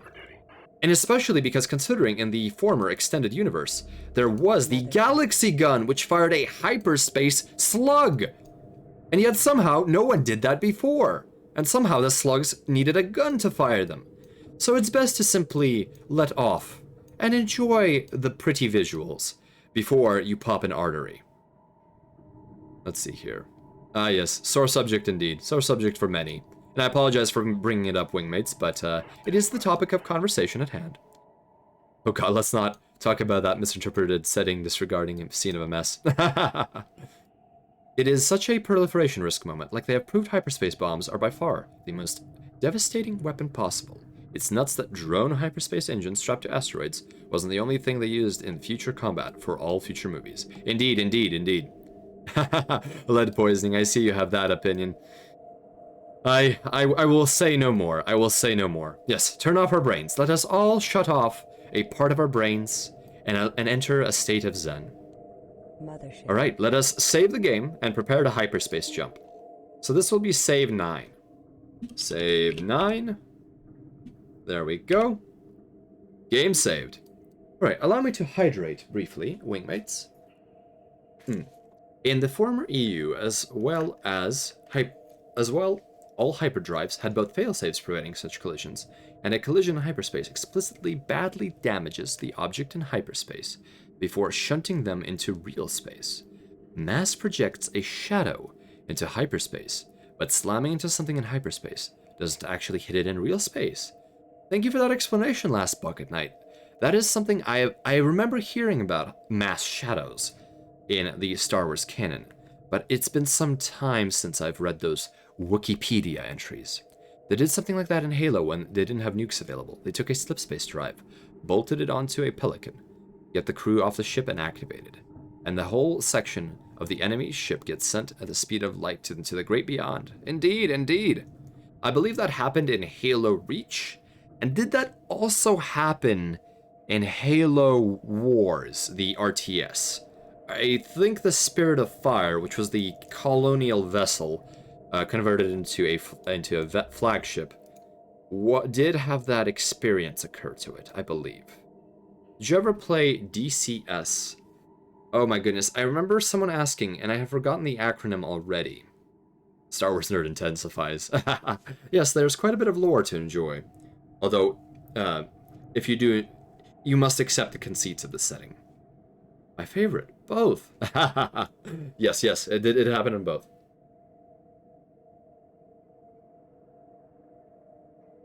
Oh yes, the Savannah, which was the Savannah damaged, or was its slipspace drive simply sacrificed in order to Digital Combat Simulator? Oh yes.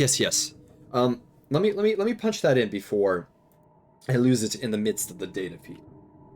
Let's see here. Digital.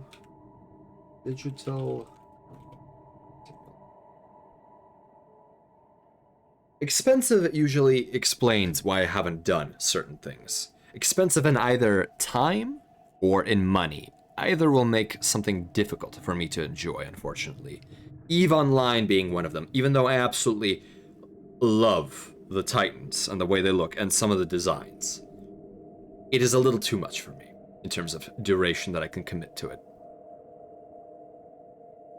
The Savannah sacrificed its drive for the mission. Yes, thank you, Holopilot. And I believe the Savannah was also sacrificed in general as it faced off the Corvette that was being boarded. Mothership. Hi, is this game good? Heard good things about it. Hi, Lewis G718. This is Homeworld 1 Classic. This is not the remastered version, but I will say that the story and the gameplay are very fascinating. You're about to see some actual gameplay now that we are ready to hyperspace jump. Oh, I am so sorry. I forgot to salvage the blasted alien vessel. I've been so busy having a great time discussing things with you, wingmates, that I've forgotten to do the actual mission objective. Apologies about that. In the meantime, let's watch these salvage corvettes pirouette around the mothership. There we go. But yes, this game is very interesting both in plot, but if you are not familiar with it, I would suggest playing the remastered version, because it is far easier to get running the way you want it to, and it has many user experience improvements. The UI is superior and the camera controls are better. I'm just going to give you a nugget of info. Jar Jar Binks is force sensitive, that is canon. You know, as much as Jar Jar Binks gets a bad rap, I am very ambivalent about Jar Jar. I'll let him exist. I don't think he is, at least relative now to what has happened within the franchise, the most controversial character in question. Yes, the whole thing exploded. Every time I play that mission, I always watch the debris go by when it gets destroyed. Oh, 07 for the Savannah. Rest in peace, the crew of that brave frigate. Was the Savannah a Paris class? I always mix up the lighter Halo frigate classes. If you can find inner peace and are willing to reload often, it's excellent. Yes, Warstar, that is how this game is played. Although luckily we did not have to reload for this particular mission, because I cheesed it. Because I knew it was coming. And in essence, there was Well, since you're here, it will be spoiled no matter what, but it was an alien vessel that was found floating adrift in the middle of deep space. And it was controlling several ships it had captured over the duration it has been here. And we have freed those ships from its control, and we have also been able... We are now going to analyze data about this particular vessel. Yes, Homeworld Remastered is very fun, and Homeworld 2 is also an interesting game that is very dynamic. And I think Homeworld 2 is one that folks play quite a bit. And one of the interesting things about Homeworld Remastered is in multiplayer, you can play as all factions. Both the Kadeshi, which we are playing as now, the Taidani, which is our enemy in this campaign, and the two factions from Homeworld 2. Inner peace. Always grill the cheese first. Yes, yes. And Warstar, it seems that you have some experience in Homeworld. The next mission, I have not had nearly as much experience with. Let's see, what is the next mission? It is the one, Supernova Station, I think it might be. Yes, Supernova Station. So I will definitely be taking my sweet time to get Supernova Station done correctly. As far as I understand, that one can be rather brutal if you take a different path. Oh, hello, Clams Cove. Thank you for the raid. Wingmates, today we won't be defending the convoy. I think these particular raiders come with good intentions. Hello, Clam. How are you doing today? Welcome, welcome. Welcome to the convoy, raiders. Please keep your IFF beacons online. Alright, we have completed the salvaging operation. Let's see if that is completed. It should be done. Unless something odd has happened. There we go. The Corvette is returning with salvaged information and equipment from the ghost ship. There we go. We are headed back to the mothership. Standing down. A great deal a number of years ago, I relearned how to be patient in Homeworld. Indeed, indeed. Homeworld is a game that forces some patience on you, especially the resource collection, if you are collecting resources. I saw what the word prequel, I think it is of the game that takes place in a desert, and honestly, it looked quite good. Oh yes, Deserts of Karak. Homeworld Deserts of Karak. Allow me to actually type that in, because it is a mouthful. 1 second, please. Homeworld Deserts of Karak. There we go. That I did finish. It is a very fun game, and it is very dynamic. And I think that anyone who enjoys ground-based RTSs, and doesn't necessarily need an element of base building, will enjoy it. And the multiplayer scene, although it is limited, it has quite the competitive nature to it, and takes quite a bit of skill to do. Deserts of Karak is very mixed opinion. It's controversial, and it does have some issues, but I think, as far as an experience goes, especially the campaign, it is decent enough that I would recommend it, at least as a game. Oh, you were doing a 10-hour Monster Hunter Rise stream. But only a movie pulled you out of that. Well, let me give you a pachi pachi. Apologies if you cannot hear it, as I've adjusted my microphone. There we go. Oh my goodness. Well, I'm glad that you were enjoying the game enough to dedicate so much time to it. I have confirmation. The Savannah was a Paris-class heavy frigate. Thank you, Holopilot. I appreciate the lore clarification for Halo Reach. It has good sides, downsides, and a very horrible plot hook that blew ass. Yeah. I think I didn't find it to blow too much but I enjoyed it enough. And that is my opinion, and I think, Warstar, I very much respect yours, because there is something off about Deserts of Karak, but not off enough for me to not play through it again. However, I am very much looking forward to Homeworld Cataclysm / Emergence. Emergence is the title they had to re-release it under, due to some legal issues. Salvage team docked. There we go, we have the salvage. The ship is millions of years old. Millions! Purpose is unclear. Research Division reports it has developed plans for gravity warping technology based on the alien control field. We advise commencing research immediately. So this is the gravity... Oop, generator research. we have a cutscene.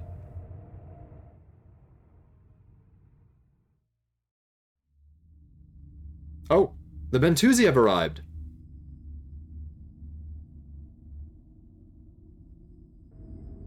We have known of this ship, but could never approach it. We are particularly vulnerable to its influence. The Bentusi would like the information you have acquired. It will be transferred automatically if you choose to trade. Ah, yes. So, the Bentusi are what they call unbound. They are an advanced race who are connected to their vessels. In some sense, they are like me, as I am connected to the wishful thinking, using a neural link. However, I am not permanently bound to the vessel. I can leave after the correct decanting procedures. So we will absolutely purchase the super heavy chassis. So let's make sure we acquire it. Oh, we're not even purchasing it. We are simply taking it in exchange for our data from that particular ghost ship. So we have done well by the Bentusis, by the Bentusi standards. So let's do that. This is the Bentusi Exchange, a absolutely beautiful model with 3 ion cannons in the front and this excellent writing simply layered all over it. Look at this texture. Look at this shading. Look at this harbor on the inside. And this is done with no lighting. Determined to destroy us. Will you help us defeat them? Conflict is not our way. We will bring your cause to the Galactic Council. The Taidan rule the Empire, but even they must answer to the Council.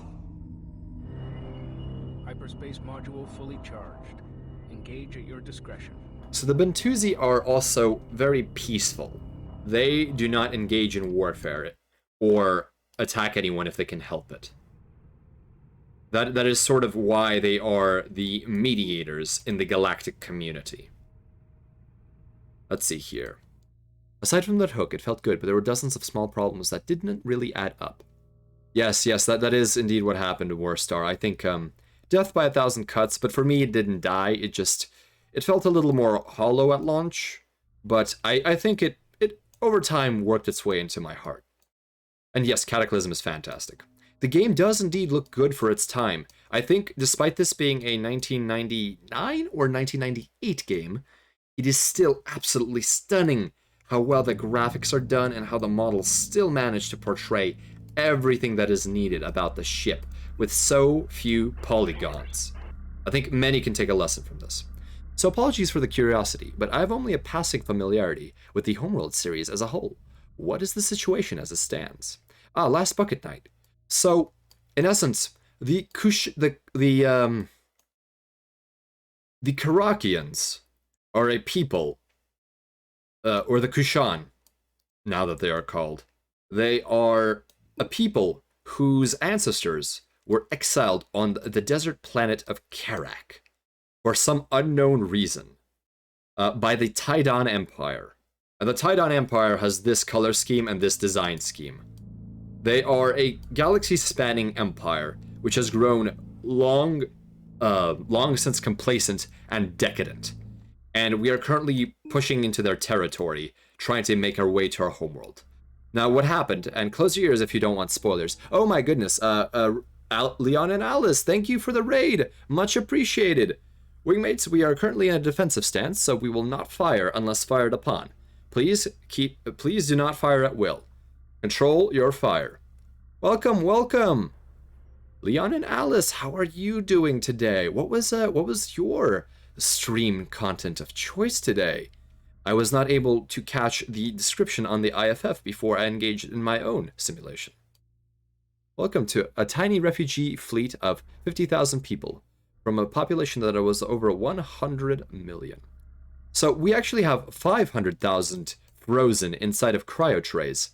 But in essence, what happened was, upon the mothership, which was intended to find the ancient homeworld of the people of Karak, upon it engaging in a hyperdrive test, the Taidani detected it, and they brought in a fleet to exterminate all life on Karak.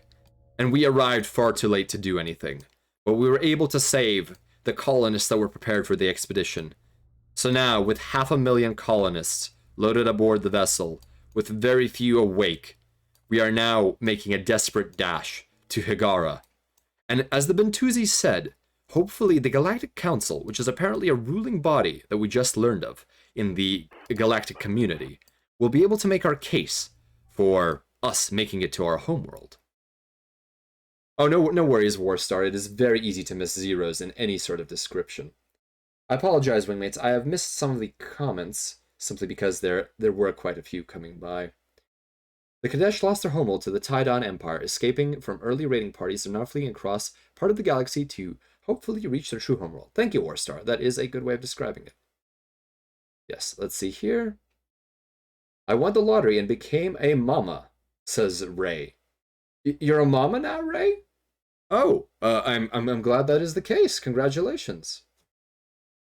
Let's see here. RimWorld. Oh, RimWorld, fantastic. That is an excellent game too. I have played some RimWorld, but not as extensively as many have. They glassed my home planet. All right, let's see here. I won't reveal anything, but when we get to Cataclysm, Cataclysm will be an absolute hoot. I cannot wait to show wingmates Cataclysm. Homeworld Cataclysm, that is. Ray became an Oshi Mama. Oh! Mothership. Well, congratulations to you. Good job, Ray. I'm very pleased that you have achieved that.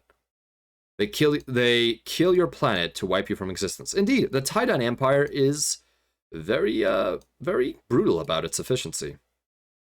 Not when you're outnumbered 5 million to 1. Indeed. Let's see. It is called the Tidon Empire, after all. All right, so let's make another save. We can actually overwrite the previous save. Here we go. Save 9. Yes. Let's take a look at our research. Oh, and during the lecture, our gravity generator was almost complete. We're not going to build the gravity generator yet. It is not needed. Looking forward to Cataclysm. Oh, wonderful, wonderful. I look forward to it myself. So let's complete that research, and let's take a look at what we can build. We can actually build a carrier now, I believe. Let's see here. Missile destroyer. Generator research. Interesting. For whatever reason, we cannot build a carrier yet. That should be enabled next mission, I believe. Let's see. Super capital. It should be under subcaps. So let's take a look at research. Super capital ship drive. Info. Okay. Well, we'll have to figure that out later. So let's take a look. Do we want to build anything before we go? I think we may want to build another destroyer and another missile. Number of missile destroyers reached. Okay, so we have as many missile destroyers as we are allowed to have. So let's build a destroyer before we head out. Apologies. I wish I still had my Cataclysm disc. Lost it somewhere in the last move. I'm sorry to hear that, Warstar. It is available on good old games, at the very least. And it does work off of good old games. Spacer, build a black hole cannon. When you say black hole cannon, what exactly do you mean by that? A weapon which shoots projectiles which are capable of collapsing into black holes? That technology is quite difficult to do. We are not even able to manipulate gravity by any means, as far as I am aware in the latest research of the sphere of human colonization. Star Destroyer or Star Killer? Star Killer. That I'm mixing that up with the Sith individual known as Star Killer. Oh yes, the Star Killer as in that little ice cream cone shaped thing that goes into stars and rips them apart. I think it doesn't look very good. If I had to choose a super weapon, of course, I would choose the Star Killer because it is absurdly overpowered. But the Star Destroyer is a very aesthetic ship. Although, if I had my... Ooh, what's the expression? If I had my... not gumption. If I had my... not my scruples. If I had my... apologies. If I had my way, I would have made the Star Destroyer a perfectly symmetrical triangular pyramid with a vertical deck layout akin to a skyscraper, because that is the way I enjoy vessels. The Matusi would like the information you've acquired. It will be transferred if you choose to trade. Indeed, indeed. And we did trade it. So, let's see here. I'm torn on the Kadesh capital and that one in Cataclysm. Ah, yes, yes, yes. We'll have to see both of them to decide. Oh god, that thing. Really? I've had bad luck from GOG in the past. Planescape Torment was unplayable. At the very least, in my experience, Warstar, Cataclysm worked. That is the only thing I will say right now that I can verifiably say within the past several years that Cataclysm worked. Let's see here. Admittedly, I found my PST disc last year. Huh. What is PST? Because there are many acronyms that I think of could fit there. Oh goodness, I apologize. Right, is our destroyer complete? Yes, our destroyer is complete, so I think we will be ready for the attack. So let's take a look. Destroyer is baked and coming out of the oven. The Easy Bake Mothership. What a fantastic recipe. 2 ion cannons, combined with 2 heavy kinetic weapons, and an incredibly powerful drive and a good hull. Mix those together and you get yourself a destroyer. So let's save the game. Let's see here, save 9. Save game, yes, there we go. Alright, we are ready for combat, I believe. Oh, Planescape Torment, my goodness, thank you. It was right there before my eyes, and somehow I have forgotten. That is one of the few games I cannot stop replaying. I have not played all the way through Planescape. I need to do that at some point. Alright, we are ready for Hyperspace Jump. Apologies for all the lecturing, wingmates, but this was one of those slow and steady missions where you collect resources and you look at the beautiful starscape. Well, I'm glad we had that talk either way. Now this mission will not be a cakewalk. Let us begin the jump. Here we go. Auto-docking. Auto-docking, let's do quick docking. Hyperspace engaged. Here we go.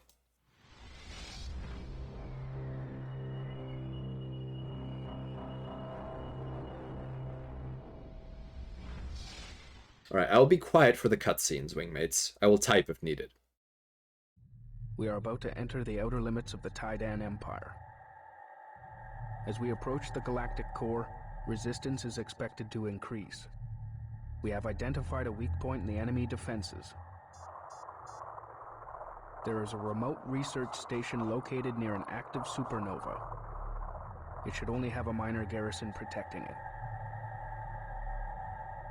It is time to hunt the enemy as they have hunted us.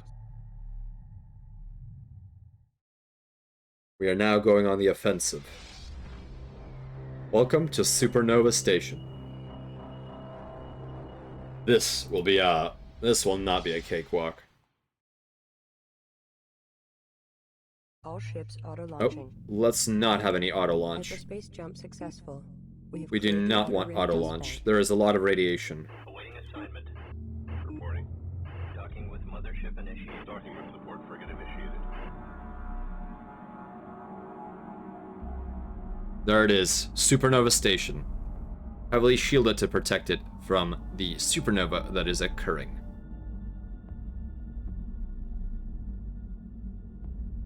Alright. So this will be our objective. Oh great, it is producing frigates. At one point, I did find a papercraft model for Supernova Station. And I did actually have the specific fiber paper produced so that I could create that particular model. It was quite a challenging build. There were quite a few fiddly bits. The research station is located here. Assemble a heavy strike force and destroy it. The Simple supernova objective. is 215 light years away. Alright. It is emitting intense radiation. Let's dock these fighters again, Especially vulnerable to this radiation. because they have a chance of being destroyed. Effective due to their heavy armor. Essentially, Strikecraft will suffer heavily here. Is now equipped for proximity sensor technology. We have more research. Commencing research immediately. Commencing proximity detector research. Okay, here we go. Come on, come on, let's go home, let's go home. So auto launch is offline. Let's go home. Back to the docking bay with you, scallywags. There we go. Dock, dock, dock. Oh no, we had support frigates. Oh no. Alright, we're going to have to move the support frigates away. Because otherwise these strike craft want to dock with the support frigates when I give them the dock command. Right, let's move them back. Let's move all of these corvettes back because they had the wrong idea. That is one of the UI difficulties. I can never get the strike craft to dock properly. Right, move this guy this way. Move this one here. Alright, here we go. Let's make sure that these all dock. We do not want to waste them. Oh, no. Go back. Go back, support frigate. We do not need you here. And you can move back too. Okay, there we go. You could just right-click Mothership. Let's see here. Let's see if I can do it right this time around. As you can see, I cannot really right-click it. Oh, mines. Research Division reports it can produce a Corvette-class mine-laying ship. We advise commencing research immediately. Yeah, unfortunately, this is what happens when I right-click Mothership. Nothing. And when I left-click it, I simply select the Mothership. So, unfortunately, you have to play sort of a positioning game in order to get docking to work correctly. Making sure that you don't have any repair vessels nearby. It is quite the pain. Alright, let's get that docking happening. Let's see here. Let's move these support frigates even further away. That should be alright. Okay, and let us dock. Oh, no. You go back. Go back, friend. You are going to dock where I want you to dock. Okay, allow me to read some commentary here. Apologies, wingmates. Alright, let me see here. Oh, that is great to hear that Planescape Torment had a fan patch that fixed all of the errors. Thank you for saying that, Warstar. It is good to know. I'll look into that. Oh, good. That a lot of glitches got to be changed. Oh, Legion, you went to bed. Well, I hope that you are getting some good rest. Thank you for being with the convoy, Legion. Let's see. Oh, yes. This mission we will likely lose our minds on also. It is rather challenging. So I will be using the strategy guide, to say the least. I will be reading all of the tips and tricks in order to make this operation a success for us. Okay, there we go. We've caught up a little bit more. The quality of life would have been easier here. Yes, indeed, it would have been. But we are playing the original because I wanted the original physics engine. It does bother me too that the docking symbol does pop up. Okay, so weird question. What did you have for dinner? Did you simulate any kind of ancient Terran food substance, like tacos or burgers? Ah, thank you for asking, Okayest Mod. Normally, I do simulate a dinner and the process of making it, as I believe it is important to my mental health in order to do such a thing. I enjoy my humanity, and I wish to do things that remind me that I am only mortal. And because I do cook on my own when I'm outside of the tank, for that reason, I also would prefer to do so within my simulation, even if it does take up time. And the end result of that, of course, is always the same, with nutrient paste being injected into my digestive system. And to anyone not aware, I consume digestive paste directly in my stomach, simply because I wish to keep my digestive system fully active and not have it go into hibernation or to lose its capabilities. Despite me being able to purchase various genetic augmentations to do so, I wish to avoid that as much as possible. Let's see here. So for dinner, quote unquote, I did have some steak. It is one of my favorite meals, and that was quite enjoyable. And I did enjoy some simulated water afterwards.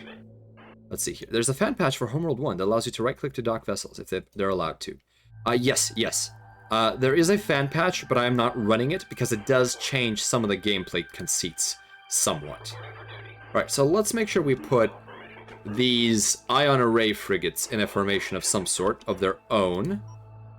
And we will put our support frigates in a group 9. And we will make sure that we put all of our missile destroyers, all 2 of them, in their own group. Let's see, our destroyers are in group 5, so we'll make it 5. And group 6 can be missile destroyers. Let's see here, group 6. And we will actually have them form a Form a wall. And we will have all of these formations controlled separately. Now, we do have some other vessels that we could use to help. However, we may actually have them escort our resource collectors.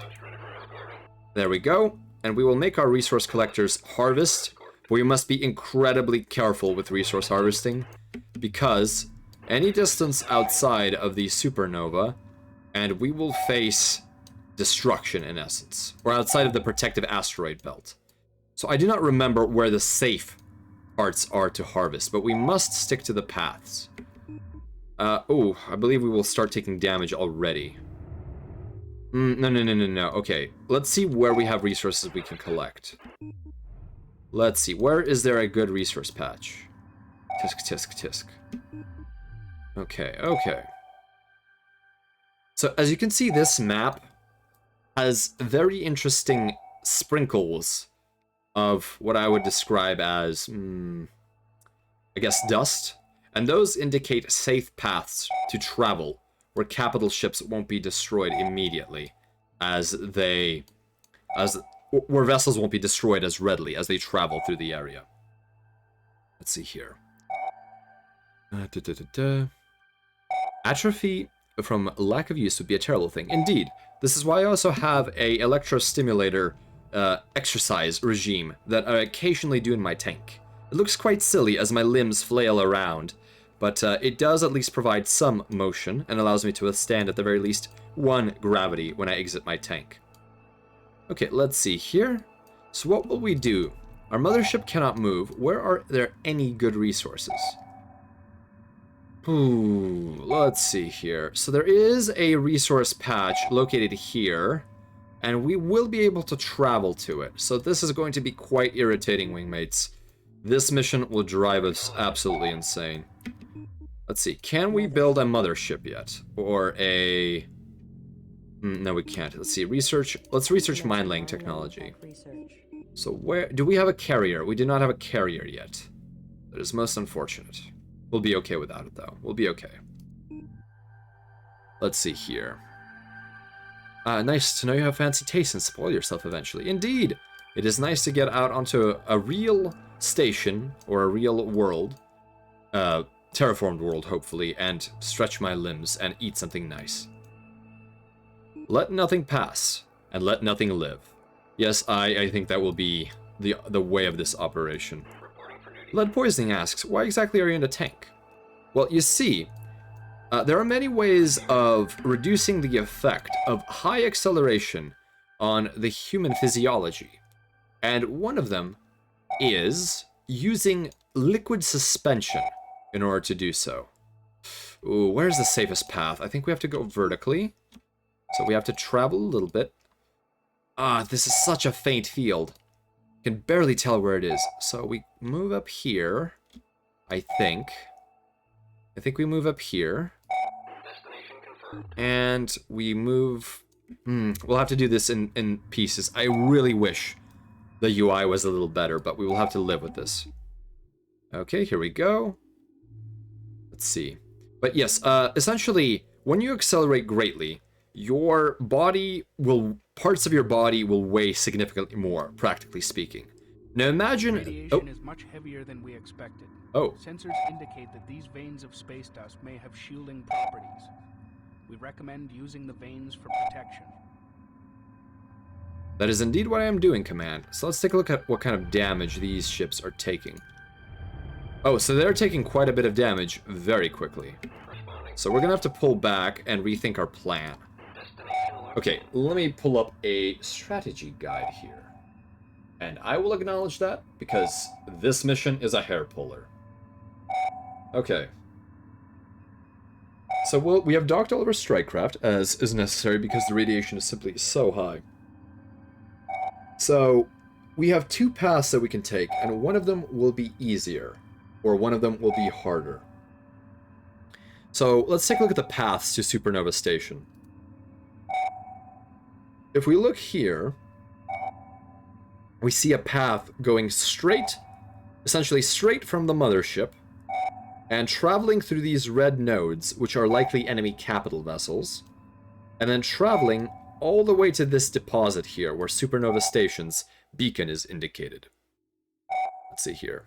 Oh yes, less maintenance than an armored vacuum suit. Well, I do have an armored vacuum suit, Warstar, but in terms of actually keeping myself comfortable and allowing for the gel to be, or for the acceleration fluid to be well maintained, a tank is fairly handy. So in any case, imagine if your rib cage suddenly weighed 30 times, or perhaps even 50, as much as it normally does. Now let's use the repair frigates to repair this formation here that was now damaged by the heavy radiation. Here we go. We are engaging in repairs. Let's see how this goes. Alright, repairs underway. Excellent. There's the repair sequence. But in essence, what having a fluid around you does is it allows you to distribute the crushing forces into the fluid itself. So your flesh is supported evenly because fluid, as its property is, will evenly pressurize around something. The big issue is that your lungs, which normally are filled with air, will also weigh much more.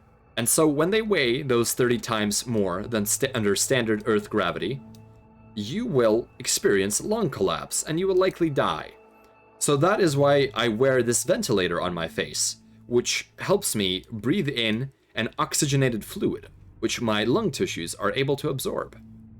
And the ventilator is simply used because the liquid is more viscous than one would hope for. So we make sure that we provide a bit of force behind it. So let's see, what will we do here? What will we do here? Okay, so there is a second path. As you can see, there is a path here which loops around, and then it does a dive, but it does go around the back, avoiding a lot of the enemy forces. Mine layer Corvette available. So we need to also figure out if we're going to be able to get this resource patch here. So let's actually use our repair frigates in order to repair this entire group of vessels. Now that the support command is enabled, we're going to select all of our resources using the shift click. And because they are under escort, we will move them and hope for the best. We will restart this mission if we fail. So let's do our best to get into a dust cloud, which is, I suppose, here or so. Here we go. The dust cloud should be right there. And hopefully our margins of error are okay. Let's see what happens, wingmates. Let's see what happens. Zero gravity gel suspension is the only way to travel. It is one way of doing it. Couches will work, or acceleration couches, which are simply soft or deformable cushions upon which you can rest yourself. Oh, I should make sure that these are properly escorting. There we go. There we go. We have a proper escort going. But it does not allow you to experience as high of an acceleration, especially if your lungs are not filled with an acceleration fluid. So you must make sure that you're very careful about that. Ever seen a balloon pop? Imagine happening to both of your lungs at the same time. And then the blood-brain barrier. And then the heart, the liver, pancreas, kidney, stomach. Yes, all of those organs will begin to fail. I do actually have an augmentation, which is a membrane that goes around my organs, helping them be attached to my inner chest cavity and to strengthen them. That is a very valuable upgrade for anyone pushing 30 gravities or more. Lung collapse, or colloquially known as whoopee cushion syndrome. Liquid breathing actually works IRL. It is just getting in it and out is the difficulty. Well, I don't know what you mean by IRL because I am breathing liquid, but in the 20th century, Terra was certainly able to develop technologies for that.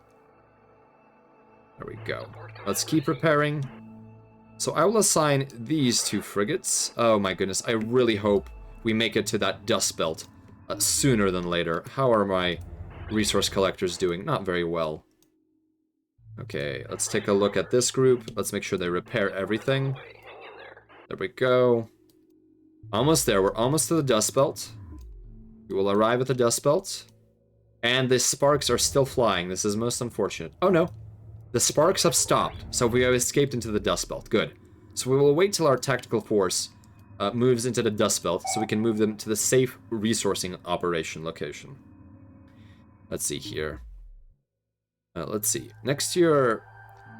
next to last, brain, muscles, and your bones. Yes, the bones will go last, but you certainly hope that they are not the first to go, as that would be quite a painful end.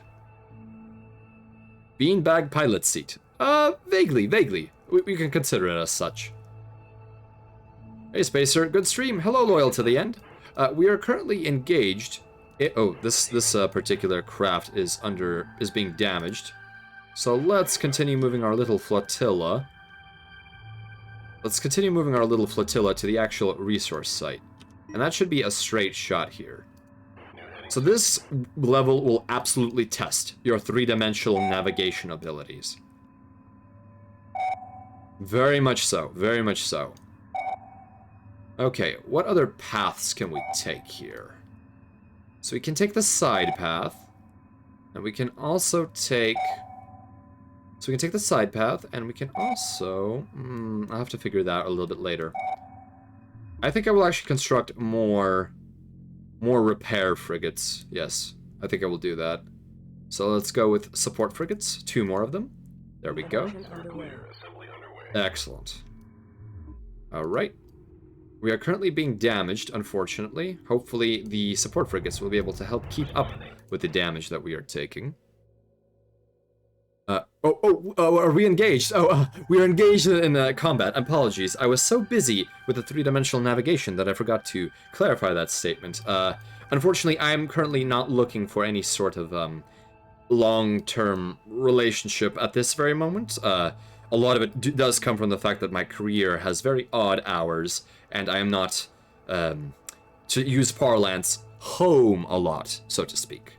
Too bad we don't have four-dimensional space to slip in and out of. I would absolutely love if the multiplayer ability to do short-range jumps was available here. But unfortunately, it is not, and we will have to put up with this tragedy. However, I believe it is potentially explainable in the setting of the universe as to why, in particular, there is no short-range jumps. But... oh, perfect. We have found a mineral patch. We can begin harvesting it to our content. To our heart's content. Such is the fate of a long-range courier. Indeed, indeed. Many of my colleagues in the courier business certainly do suffer from a lack of stable location. We have taken some damage, but that will be okay. So, let's finish the repairs, and then we can begin harvesting. That will be fantastic. Alright, we are approaching the actual mineral field that we require. So many paths, so little time to take. Okay, let's take a look. Yes, there's some asteroids. Beautiful. This is what we wanted to see. Credits. Long hours, he says. Married to the void. Alright, honey. I'll be back in several hundred light years. Yes, I'll be back in several years after my tour of duty completes. Okay, so we have arrived at a fantastic mineral patch. This is very good news for us. So let us make sure that we set up our operation, but we will have to be very careful because once this patch has been consumed, our very smart resourcers will attempt to go to the next resource patch, and invariably they will blow themselves up while doing so. So we must be very careful and make sure we guide our resourcers manually. Here is another resource patch, but that will be very difficult to obtain. Here's some more resources. This very good resource patch here, although we would have to take this path. Oh my goodness, three-dimensional navigation sure is something else. Resourcer pilots are the most careless of all. Indeed they are. Right, let's select all of our resourcers and tell them to harvest. Let's see, or we can actually... there we go. So the resource collectors will do their job. So Group 9 can move here. The resource controller can move a little closer to the patch. So I will keep these frigates with this group, simply because I will need to relocate them and repair will be important. So let's build more support frigates. Now that we know that we have resources, we can afford to use some of them. Let's make sure we have 5 support frigates. I think that is an acceptable number. And can we build another destroyer? That is another question. Maximum number of destroyers reached. Right, we cannot build any more destroyers. Maximum number of missile We can build more frigates, but frigates are oftentimes not cost effective because they do explode quite readily, unfortunately. Let's see. Seems like courier work can vary greatly, but is versatile depending on licenses, depending on the rig or smaller vehicle. Well, typically courier work uses a vessel of a fairly small size with fairly small cargo capacities, ranging anywhere from hundreds of tons on the small scale, and perhaps I have seen what could be described as an overgrown courier with 1,000 or so tons of capacity. But generally speaking, the idea is to have a ship entirely tuned for having enormous delta V and for having a very powerful drive on it. Everything else is secondary, and you can see it in the designs of the vessel. No onboard recreation, you're lucky to have a grav deck of some sort, or a system of generating spin grav. And generally speaking, armament is pitiful, and armor is borderline non-existent, except for a very heavy Whipple shield on the front to protect from microparticles in the void of space. As it is not a void, there are many things to deal with. And the way that you contract, it could also vary. You could be doing contracts that are long-term with a corporation, or you could be permanently hired by a corporation and using their equipment and doing their routes for them. You could also end up doing tramp trade, in essence, where you have no schedule and you go from place to place, picking up different contracts. I do a mix of both, simply because that is what I've found has been the most effective. Let's see, so while the ion array frigate is a resource and an asset to a certain extent, it is so poor at maneuvering that I may actually retire it and get some money out of it instead of using it. I really do not wish to have to utilize it. Alright, let's see here. Spacer, if you weren't a courier, what would you want to be? So that is a difficult question, loyal to the end.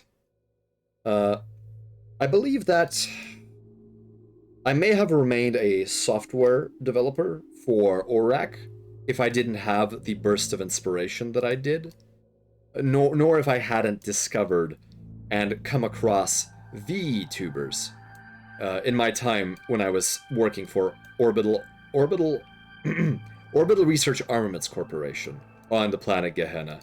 That was a miserable contract, but I did not want to budge. It was a well-paying job, despite the conditions. So I could have been doing that for the remainder of my life, and I also did consider a career in the Far Suns Coalition Navy. I was very close to doing so, but some of the discipline unfortunately hit me in a rather wrong way.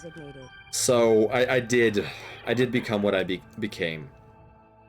Could have perhaps also done some sort of engineering in other fields. Perhaps in another life I may have been some sort of creative individual. But in this situation, I am very content with where I've ended up. Know friends who transport horses, often to other things too, like hay transport and other things. Oh, you know some truckers or some couriers who transport horses. What is their view of transporting live creatures? That seems to always be a bit of a difficulty. Microparticulates, micrometeorites, radiation, plasma storms, ionic turbulence. Yes, Warstar, there are many hazards that you can run afoul of. Let's see, we have completed all possible research. What looks like a clean section of space is the reason why most of us don't return. Overconfidence. Indeed, knowing what you are going into is important. Probes are very worth purchasing, and also recovering. ORAC. ORAC is spelled O-R-A-C, Orbital Research Armaments Corporation. They make quite a number of products, and a lot of their corporate structure is actually based near or in the Far Suns Coalition. Alright, so we have our repair frigates, who will now repair not only themselves and each other, but also this formation that we have. There we go. We have drag selected everything. Okay, so let us... Oh. We need to make this into a group. Let's make a group 3. Group 3 designated. There we go. So we have group 6. We have group 7. No, we have group 6, we have group 5, and we have group 3. So now we will move this group. Alright, let's take a look at the walkthrough and see what is the best way, which path is best to take. Let's see here. Ever had pirate trouble? I've had to push my drives to 50 Gs in order to escape at some points. Luckily, I've not had to deal with... Oh, what's going on here? What are you doing? Absolutely, no. Get back here. Stop. Absolutely, no. Cease your actions. Alright, cease. I accidentally pressed scuttle instead of stop. Remember, wingmates, tilde is stop, S is scuttle. I need to disable that hotkey. I will end up blowing up a capital ship, unfortunately. Let's see here. Oh goodness, 1 second please, I must... My visual field has exceeded the chat. 1 second please. Ah, here we go. Yes, I have never had to necessarily shoot at pirates in anger, but I do have armaments in order to protect myself if that is the situation. One of the notorious cartels in the area is known as the Spine Cartel, and that is spelled -S -P -I -N -E dash. So there is a spine running through that cartel. And I say cartel because it is a vaguely... It's an organization which wishes to present itself legitimately, but most are aware that it is in fact a criminal body. Let's see here. Let's move our little parade onward. And let's pull back to the mothership because we have collected all of the resources we possibly could. And we want to make sure that we are as tangent to the radius extending from the mothership as we exit this particular debris field. There we go, moving onward. Perfect. Hopefully this force will survive and we'll make it to the next resource patch. And we have quite a few resources from what we have collected. Alright, perfect. Oh my goodness, here we go. Do you plan on making your streams profitable with Terran currency? What would be a good idea since I'd like to reward you economically for your entertainment and educational content?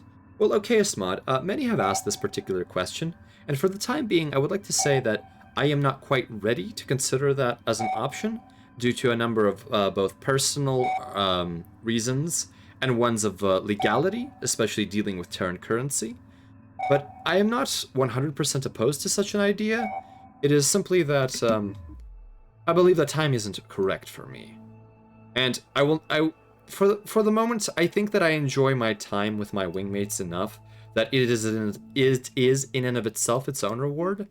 But maybe one day I may open up something like a Patreon or some other Terran website used for funding.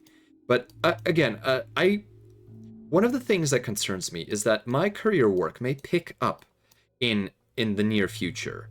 And considering there are rumors of conflict appearing, I may be drafted by the Far Suns Coalition into doing reconnaissance work for them. And then I would simply be prohibited from doing operations, for streaming operations. So, in this case, I do not wish to make promises to anyone who subscribes or does anything like that, without also being able to deliver something in return. Because if money is being handed out, and I think I will take this expression from wise individuals I've met, nothing ruins a friendship faster than money. Do not get into money with your friends. And while I suppose even friends is sometimes a difficult thing to call one another, depending on how we interact, because I will not simply call you that just to appease you. I think we are all great wingmates here, but we all know that there is a distance of light and of perhaps our cultural backgrounds and communications that does separate us somewhat. But I will still consider you my friends in that regard, and I do not wish to put money between us. So, please understand that. I will never say that I won't not do it. I may do this in the future, but for the time being, I do need a little bit more time to consider these options. But thank you for asking again. Let's see here. The people who do transportation above, they gain the skills growing up and do live animal work because they often know what to do with animal herding if any is needed. I see. So it's sort of taking the talent that they have, that they are aware of, and applying it to something else. That makes a lot of sense. The only useful currency is the RU. Yes, resources are the only thing that matter. Resource unit. Okay, yes, mod. To answer your question. Including offloading and loading, although there are often arguments between what does between owners and couriers. I see. Yes, from my understanding of livestock transportation, because there are, I suppose, what we call aurochs, simply because they are genetically engineered.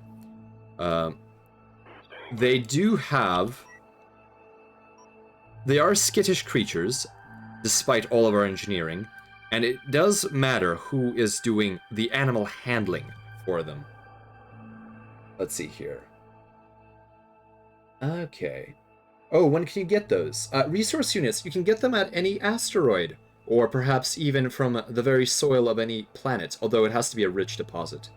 Almost anything can be an RU, whether or not it can be smelted down or nanofabricated. Indeed, Warstar, thank you for answering that. And yes, there are cartels. Cartels, pirates, gangs, and cartels. It is very difficult to get rid of them indeed. In any situation where profit could be made off of dishonesty, greed, corruption, and violence, there will always be those who make it their choice in the game theory that is life in order to engage in such activities. And I think that you must be aware that the world is a dangerous place, and understand that may be something you run into yourself.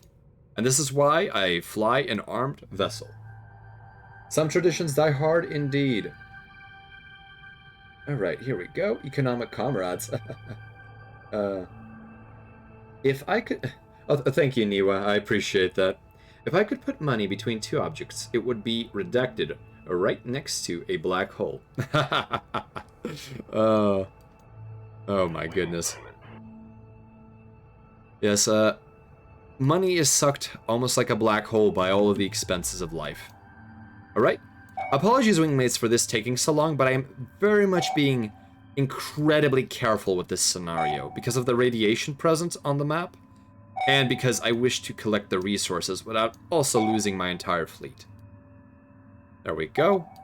But I hope that you are at least enjoying the conversation that we are having. That is all I could hope to deliver, and hopefully the quality of the simulated microphone that I'm using is slightly more improved today, although I will be working on the setup. No, be careful. Okay, well, thank you for assuaging me in my in me not rushing.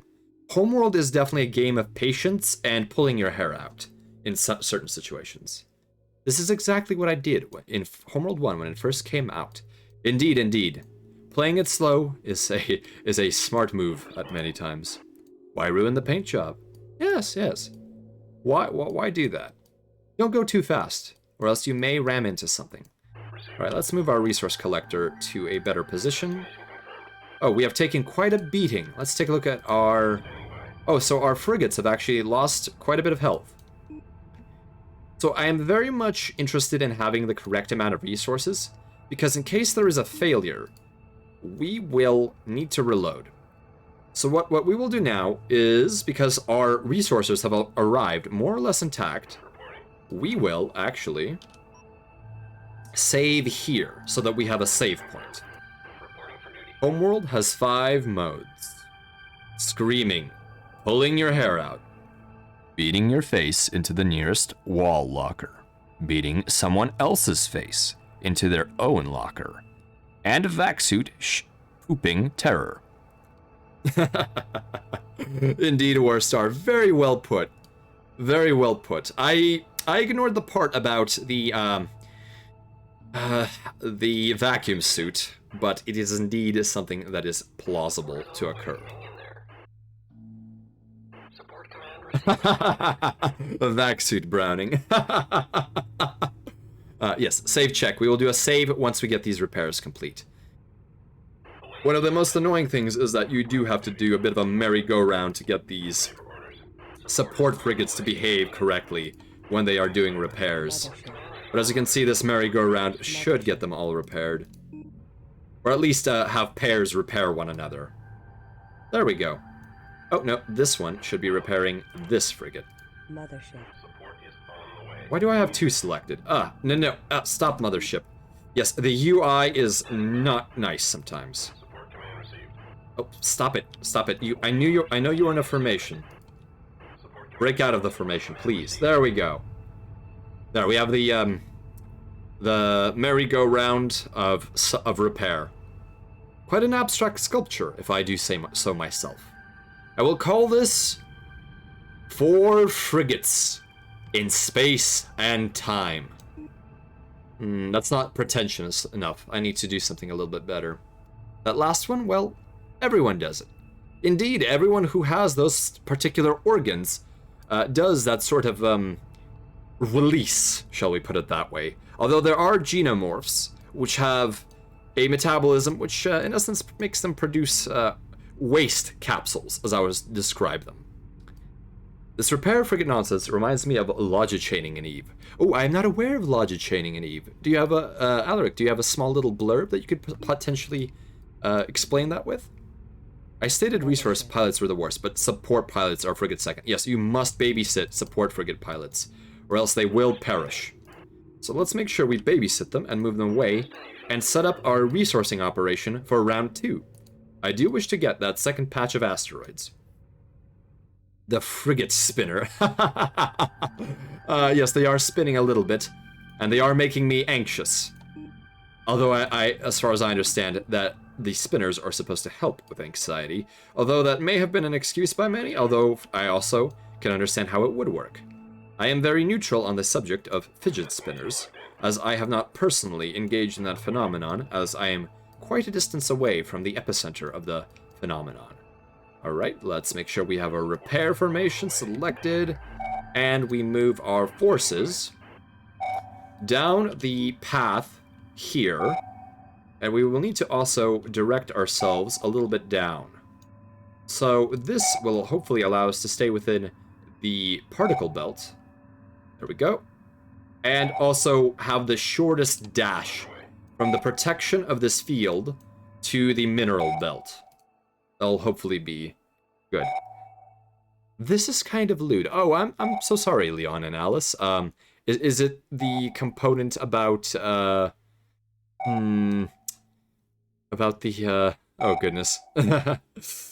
Logi is short for logistics, which is a class of ship that specializes in repair and other support functions. A common thing to do is have multiple ships with Logi capability chain energy to each other while they repair their primary repair target. Ah, yes. That is very, very interesting. That is, I think almost every game with some sort of beam repair or aura mechanic ends up doing some kind of synergistic cheese in order to make it through. Cursed name. Beyond cursed. It's not a bad thing. I see. So there is a little bit of appreciation for that. Well, I try to be as professional as I can, but apparently even I'm not even aware of where I've made a little bit of a whoopsie there. So, apologies, wingmates. Okay. So we are trying to get the next chain of resources. So I will observe from afar, and I will actually begin looking at the strategy guide. So, in order to go to the resource station, there are essentially 2 plans. So one of the issues is that there will be mines being laid by the Tydani on the primary path. And if I recall correctly, there is no way of destroying mines in Homeworld, or you can destroy them, but it is very difficult to destroy mines. So we will probably avoid that. So instead, I think we will take path B, which is very poorly guarded, and it may be more difficult to navigate. So as you can see, these red dots here, I believe, represent the laying of mines on the primary straight shot path to Supernova Station. But we will instead do a little leap here. So we will take the path that our resource collectors are currently taking. We will travel this way, where the cursor is. And here, we will make a very difficult curve. And in fact, we'll have to leap between dust streams. Then we will go down to this path, travel along it, and make another leap behind Supernova Station. And hopefully that way, we will stay out of the radiation field.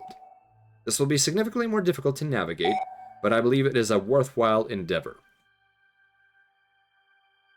The best frigate spinner has to be the multi-beam. Yes, it is. The multi-beam spins during its attacks, and thus it is the best frigate spinner. Although those spin themselves, so it may not count. How long would it take to mine out this map?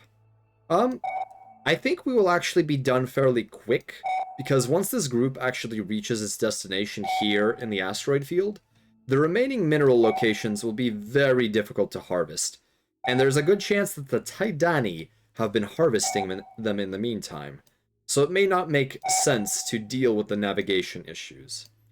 However, we may consider it. So, I may do it on my own if we do wrap up the mission. So, we have arrived without taking any damage, and we will now begin making our way in a mad dash to this resourcing field.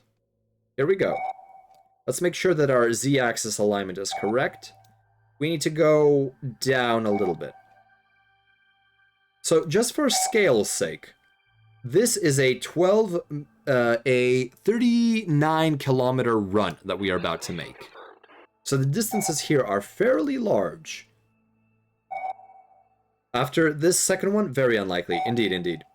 Cosmo Man, did you consume nutrients before the transmission? I forgot to ask earlier. Indeed, Niwa, I have consumed some nutrients. The injectors have done their job, and I stimulated that particular life support function with the virtual consumption of some steak. And allow me to have some water. Thank you for reminding me that I need to take care of my bodily needs. Oh, fantastic. Alright. Apologies for the incessant beeping. Oh, I forgot to save. Well, hopefully this operation won't be a total disaster. Oh, did I save? Let's take a look. Let me check. Load game. No, I did not save.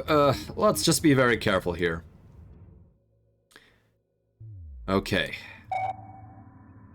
Sometimes Homeworld is a Zatsudan game, and sometimes Homeworld is an action-packed scramble for your life. And in this case, it may be both, depending on how this operation goes. Okay.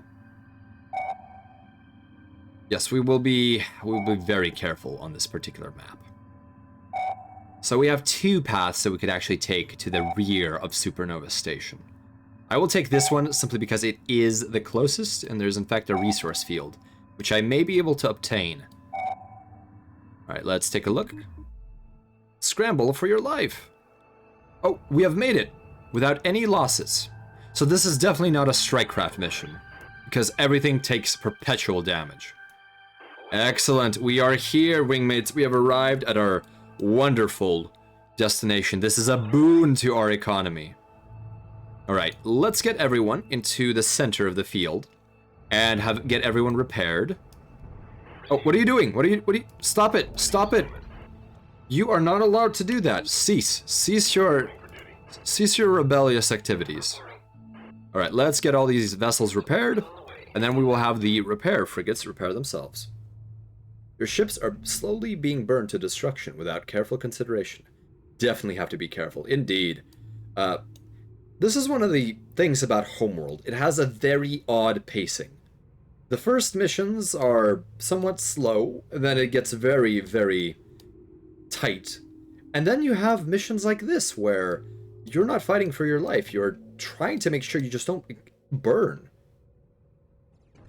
Scramble. I want some scrambled eggs. This bowl of beans might not be enough. Ah, yes. Scrambled eggs are quite an interesting meal. Wingmates, what is your favorite form of eggs? I, for one, often oh, what are you doing? Cease, that is precious resources. Some of the pilots are absolutely incompetent. Alright, time to do the merry-go-round again. There we go, you repair him. You should repair him. That guy should repair that guy. No. Ah, come on. Do your job. And you need to repair him.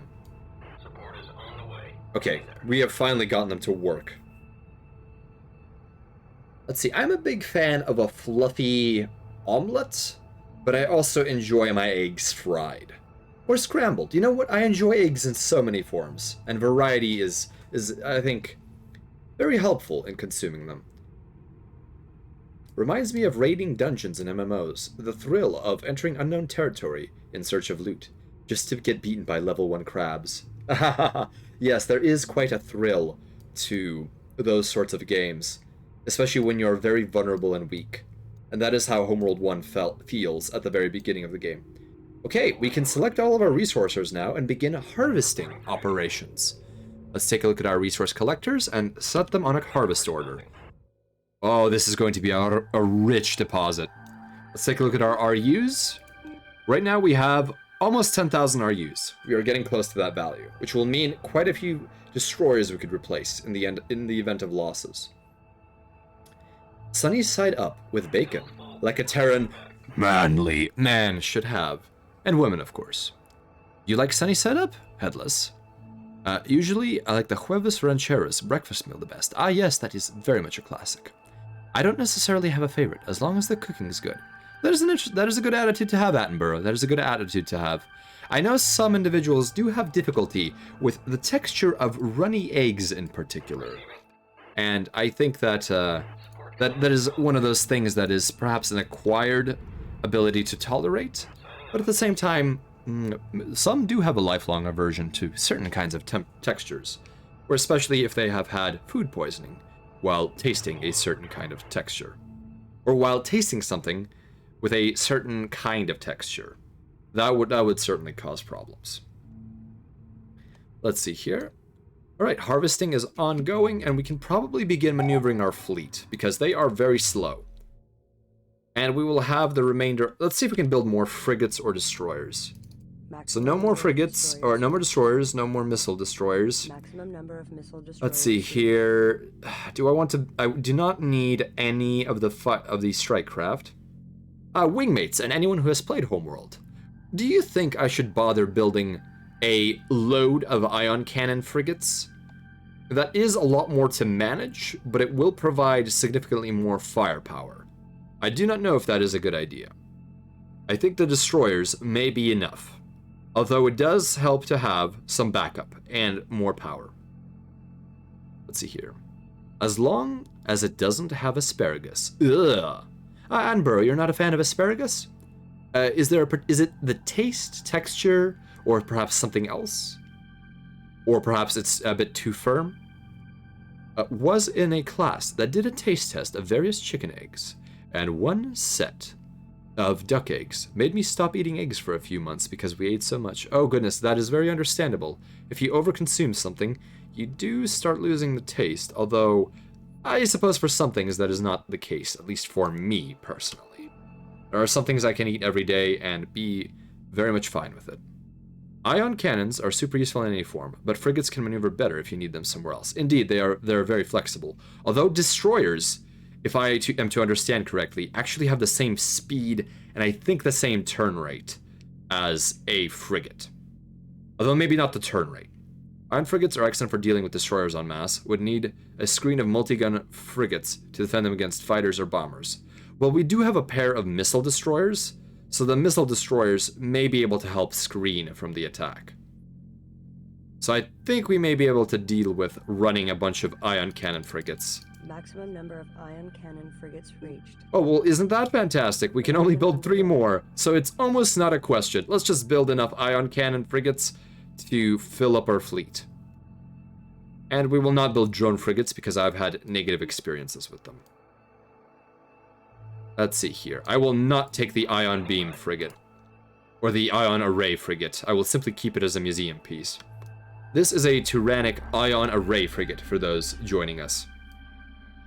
It has these panels, which are very annoying because they give this craft more rotational inertia, thus making it more difficult to maneuver.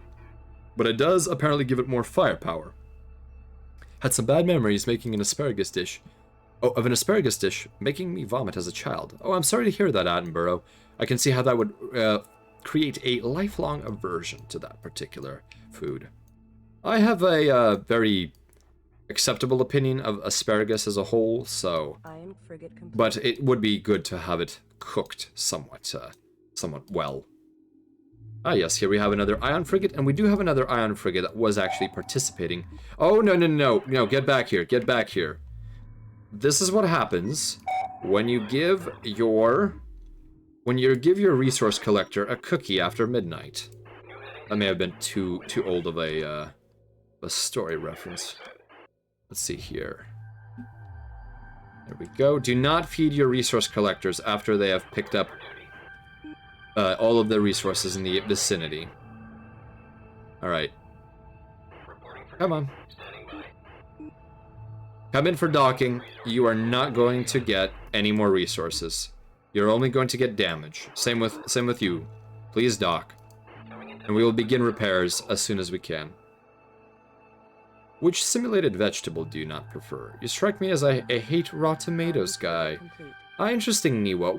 What traits would you determine indicate that an individual would dislike anything in particular? At least in this case, for the raw tomatoes. I have little against raw tomatoes. Although it is difficult to obtain those with flavor, as hydroponics is not exactly conducive to that.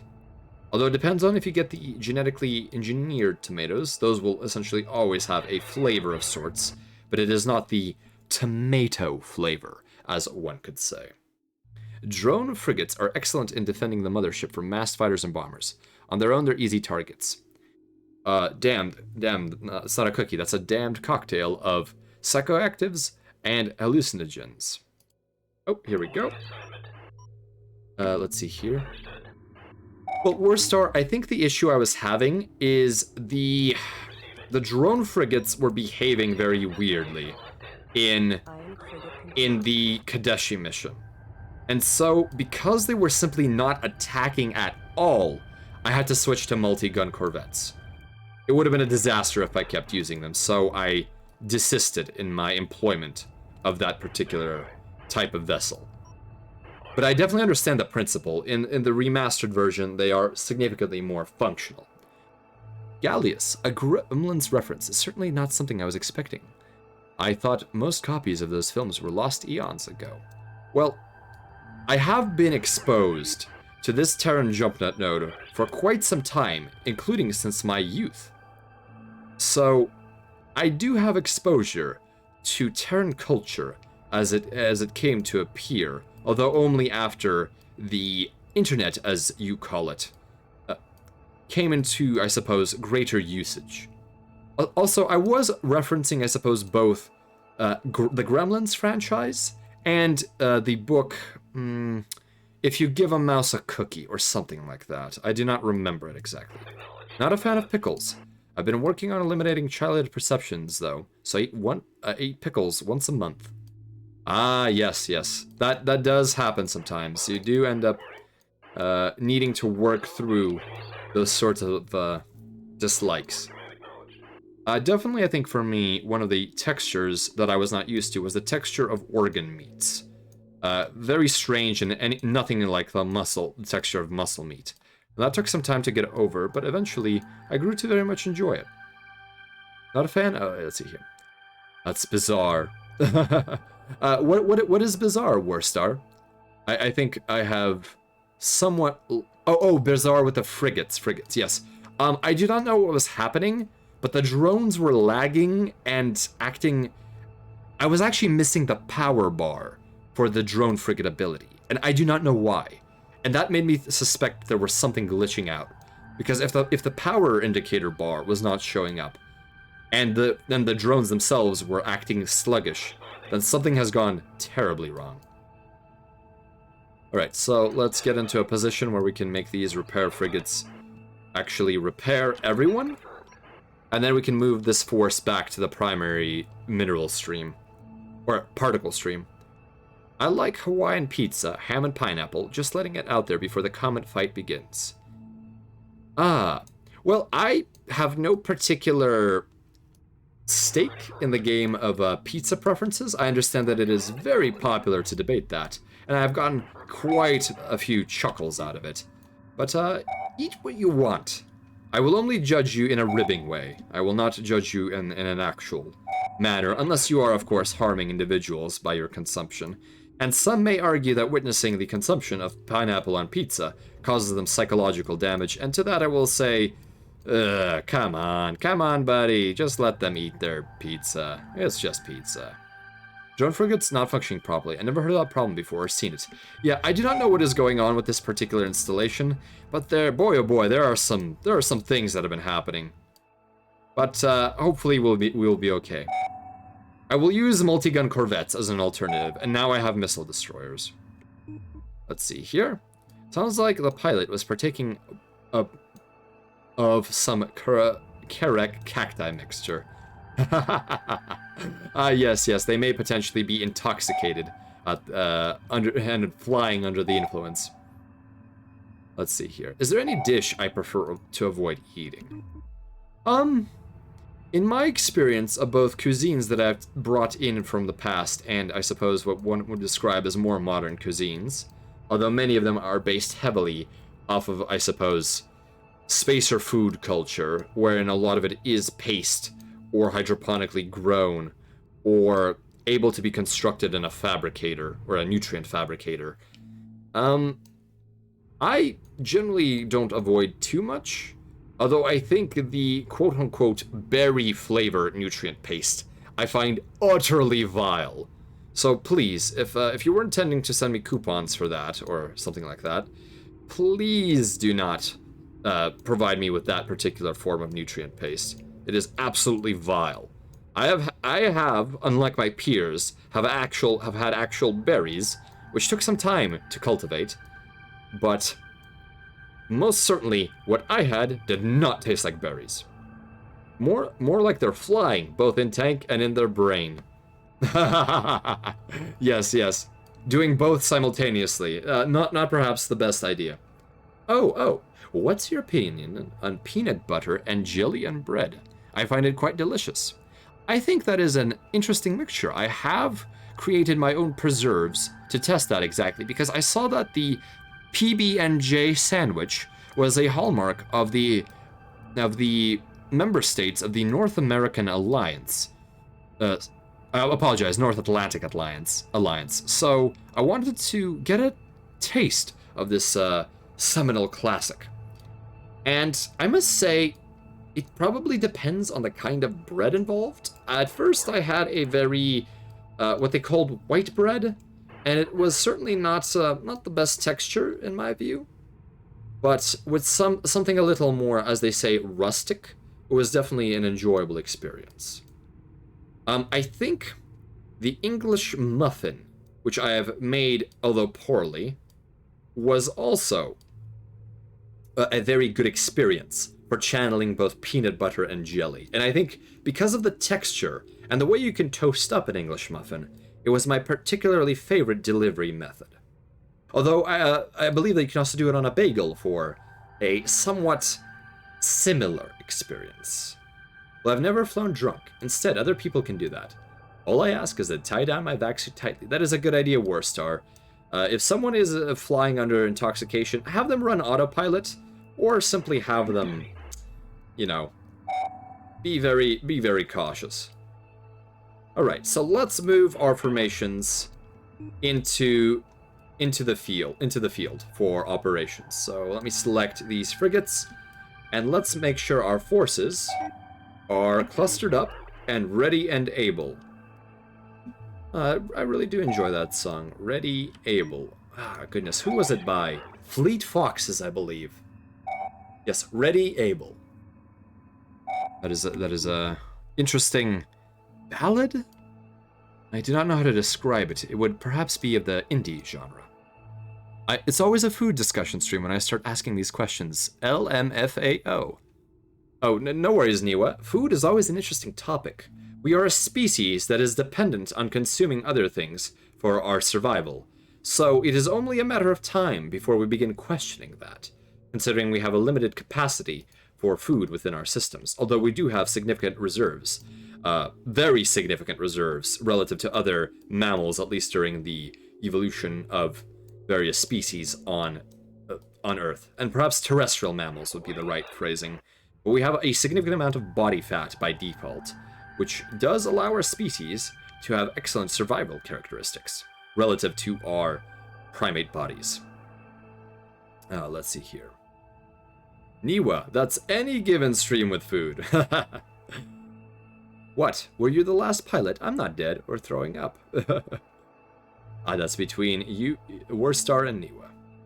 I have not listened to much of Fleet Foxes, but that particular track I do have a fondness for. And a ballad? Yes, I think you are right. That is what I would have said if I were not so hesitant to give a judgment prior to being able to, I suppose, look at what others have to respond with. So there's no more research left. So let's move our fleet into the void. Look at this beautiful sun, only 250 light years away. That must be an enormous sun to be so bright. Food is great. It is great. Also, it's cultural regional. In Mexico, there's a delicious paste made out of the pig's inner stomach wall called chicharrón, or pork rinds, cooked with and seasoned with spice. It is very good in my opinion. Oh, interesting, interesting. I have not heard of that particular paste. That does sound rather fascinating.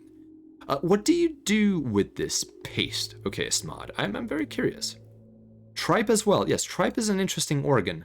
The texture is somewhat different, but the taste is surprisingly mild, especially if it is cleaned properly. Yes, that was my thought about chicharrón being fried pigskin, although this paste is interesting me. Anyone who does have exposure to that kind of cuisine, have you heard of that particular paste from the inner stomach wall? Very spongy texture, depending on the high cooking time. Yes, that is indeed the case. Okay, so we are moving forward, and we are going to have some action shortly. Let me assemble the fleet so that I have more repair vessels available. I believe the repair vessels have already made it. So, I will move Group 9 here, and Group 8 of my repair vessels will repair these. We will have this particular ion frigate move into combat formation. And I think we may actually take these assault frigates, because we may encounter fighter craft or corvettes. And at the very least, assault frigates are decent enough against corvettes. But we will keep all of these resources and resource controller in a formation so that we do not lose them. Let's put them in a broad formation, simply because they do not really require a formation for military purposes. Let's see here. You prefer quesadillas? Ah, yes, there's a very good choice too, from my perception. Although I have had not very ample opportunity to create those. Let's move this formation of resources a little bit closer in case we do end up having more resources to acquire. Let's keep moving down this tunnel. There we go, keep moving down it. Let's see here. I thought it was stomach wall, not skin, but it can be. Interesting. Well, is there perhaps a regional difference in terms of terminology, or perhaps something special? Nope, the stomach is stewed with vegetables, spices, possibly fruit and root vegetables. That's tripe. Ah, yes, indeed it is. And a few times, enjoyed it greatly. Yes. Tripe can be a treat. I'm suddenly remembering a bunch of friends, moms, and my own arguing over what is and what isn't Latin food. I just eat what is delicious. That is a good way of thinking about it, Headless. I think that's a good attitude to have in general. If you like it, enjoy it. Let's see here. Fried stomach is very different. Yes, that does sound very different. Okay. Anything with cheese is delicious indeed. Cheese is a fantastic product. I do enjoy a fair bit of cheese. I enjoy some aged cheeses are some of my favorites, especially those with a tangy flavor. Although that may be related to the ability of casomorphins to have a vaguely effective property on the human body. As the name implies, casomorphins are have similar properties relative to morphine. Alright, let's take a look here. The only thing I can think of as a paste is chorizo, Mexican chorizo, which is more of a pork paste held inside a tube like a sausage. Ah, I see. That's probably what you were thinking. This is a dish where you take the fried stomach and grind it down to a paste, but I've never had it. Don't know what its name is either. Actually, I recall that's fairly common in Brazil. That is an interesting way of utilizing tripe. I think for me, I would probably also do a ground tripe dish, simply because it's a bit tough. And while I think that the taste is pretty darn decent, I think I would enjoy... Oh, there's our formation of destroyers. Let's move them forward. Okay, moving our formation forward. And let's form an ion frigate formation. Now let's make sure our formation is aggressive, because this will give them more damage at the expense of speed, but that is acceptable. Actually, we won't do that now because we want to maintain speed. Let's see here. These assault frigates can join the ion frigates in the formation. And where is the last Kushan ion frigate? Let's move it into formation. And then the multi-beam frigates will be their own formation for this particular attack, because they have their own special properties. And the repair frigates will be engaged in their own work. Let's see here. No. I didn't mean chicharron, which is fried and then boiled with spices, so it becomes very tender, almost dissolves, and is soft to the touch. Interesting. I have not heard that myself. There's also crunchy chicharron, but that's only fried. Wait, do you mean menudo? That's soft-boiled stomach. It seems like there is some healthy debate going on. I am glad to see that that wingmates are beginning to determine what kind of perhaps dialectical and oh there we go. There we're getting some I see. Menudo and salsa. Menudo is different from chicharron. All right, let's see here. All right, so let's destroy this first formation. All right, here we go. We will have this formation. Let's see, who is one? One is fighters. Well, you know what? Temporarily, we will adjust our formations. So destroyers will be group 1. Assigned. Multi-beam frigates will be group 2. Designated. Our frigate force will be group 3. Group 3 assigned. And these support frigates can remain both group 9 and group 8. So group 8, which is the bigger one, will repair this formation, where group 9 will repair the smaller formations. So let's move our smaller formations into position where we can drag select them for repair. Here we go. Drag selecting. There we go. Alright. So groups 1, 2, and 3 will now proceed to move further down the space line. There we go. Let's see if we can move. Perfect. In motion. Alright. We are finally going to have some combat wingmates. Oh, let me save the game. Let's see. Save game. I believe this will be save 10. Yes, this is mission 10, so we'll call it save 10. And since we don't have a part to it, we'll just simply save it as 10. There we go. Let's see. And you can put it on tacos, and there's red and green variations. Never heard of that before. That does sound nice. One is made with habaneros and chilies. One is made with tomatillos, green tomatoes, and chilies. I like the unique El Salvadorian dish of papusas. Come in cheese, and pork, or cheese and chicken flavors. Kind of like meat pancakes. I've heard of papusas. Yes, red menudo as well. Very well known to be served on Sundays for people to eat, to cure hangovers, or for just to enjoy it. That does seem rather interesting. Menudo is boiled tripe with white hominy. Served with white bread, sometimes buttered. It's a stew made with the stomach. One of the dishes I can think of was ground and spiced alpaca liver and heart rolled in seaweed. Oh, that is a very organ-heavy dish. I much prefer my organ grinds to have a load of fat in them, but overall that concept of heart and liver grind sounds delicious. Yes, and that seaweed seems interesting. Current stream shot, cooking with Esteban Locuras. Oh, well, now I have a name in a foreign language. Thank you. Greatly appreciated.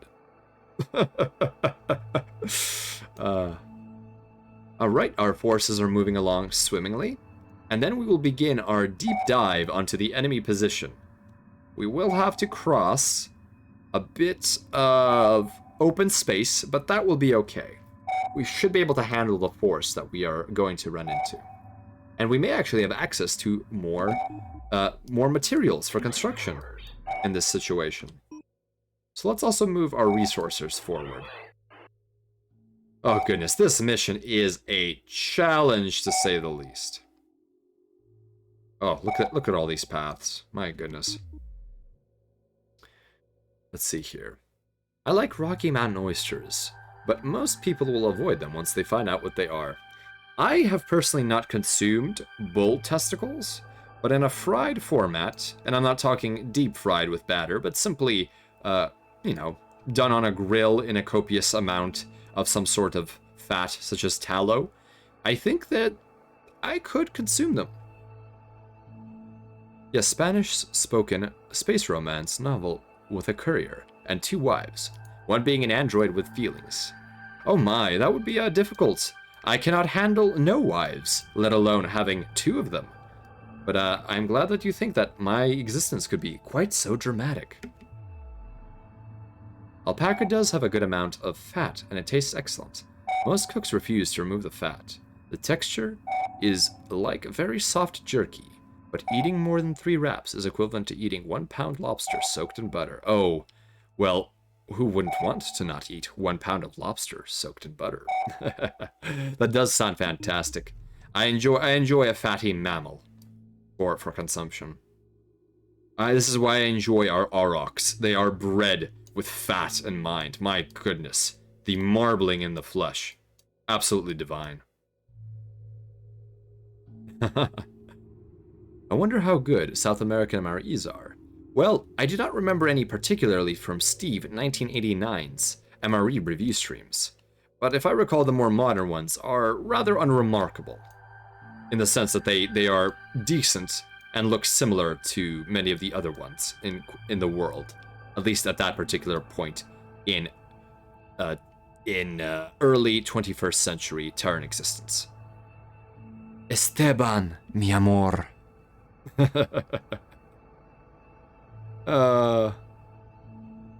Bad. Very bad. Well, bad is sort of the baseline for MREs, I suppose. The older variants were so bad that most people would rather take the vegetarian ones. Oh my goodness. What was that? It was me reading a line. If a wingmate puts out something silly, I will do my best to also read it. There we go. All right, we are ready to begin our dive onto the enemy position. Let's make a save here. We're gonna call this save game. Save. Did I save as? Oh no, saved. It doesn't have naturalistic sorting. No. Why does it have that particular? Why does it sort like that? Save 10 part 1. There we go. Alright. So we made our save. Alright, let's begin our dive. Let's see what the Haidani have to show for themselves.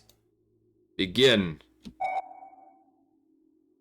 This is like the scene from Das Boot, where the skipper screams, "Alarm!" And the intense music of that particular series begins to play. There we go. We are diving on our enemy. Creating file names with underscores included. Good habit if this sim ever needed to use older equipment and software again. Well, this sim is so old that I use underscores. My preferred time and date format is ISO time. I very much prefer year, followed by month, followed by date, with a T to indicate time, followed by the usual 24-hour... Oh, here we come! Enemies! At long last, we have contact, wingmates. Beginning attack. Engaging these assault frigates. This is in our favor. Alright, let's see if we have any Z abilities. Let's do an alpha strike on them. Alright, ion frigates are attacking. Alright. Group 2 is attacking. Here we go, here we go. And they are already burning. There we go. What a beautiful sight. Suffer the wrath of the dead, Taidani scum. Come on, Group 2. Group 2, get to beaming. You know what mistake I made? I put ion frigates into a wall formation, and they behave very poorly when they are put into any kind of formation. I should have let them free float. I will have to do this later. Oh my goodness. And we have destroyed them all with no casualties, it appears. Fantastic. Let's see if there's any resources worth taking. All right, 1, 2, and 3. Let's scout out this position. Is there any resourcing? All right, let's do that right there. Perfect.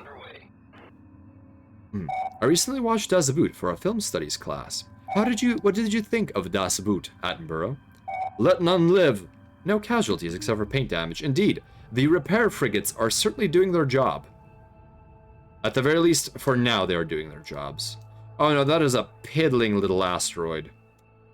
Oh, we can't even highlight it visually. That is very sad. So let us move into a safer position because it appears that we are leaving the safety of the belt. Let's move back to where we were to begin with. Yes, we are exiting the safety of the belt. Yes. Belta Loda. Oh, Expanse. What an interesting series. It is one of the fascinating series that I have seen from the 21st century. Let's see here. Meow, casualties. Nya.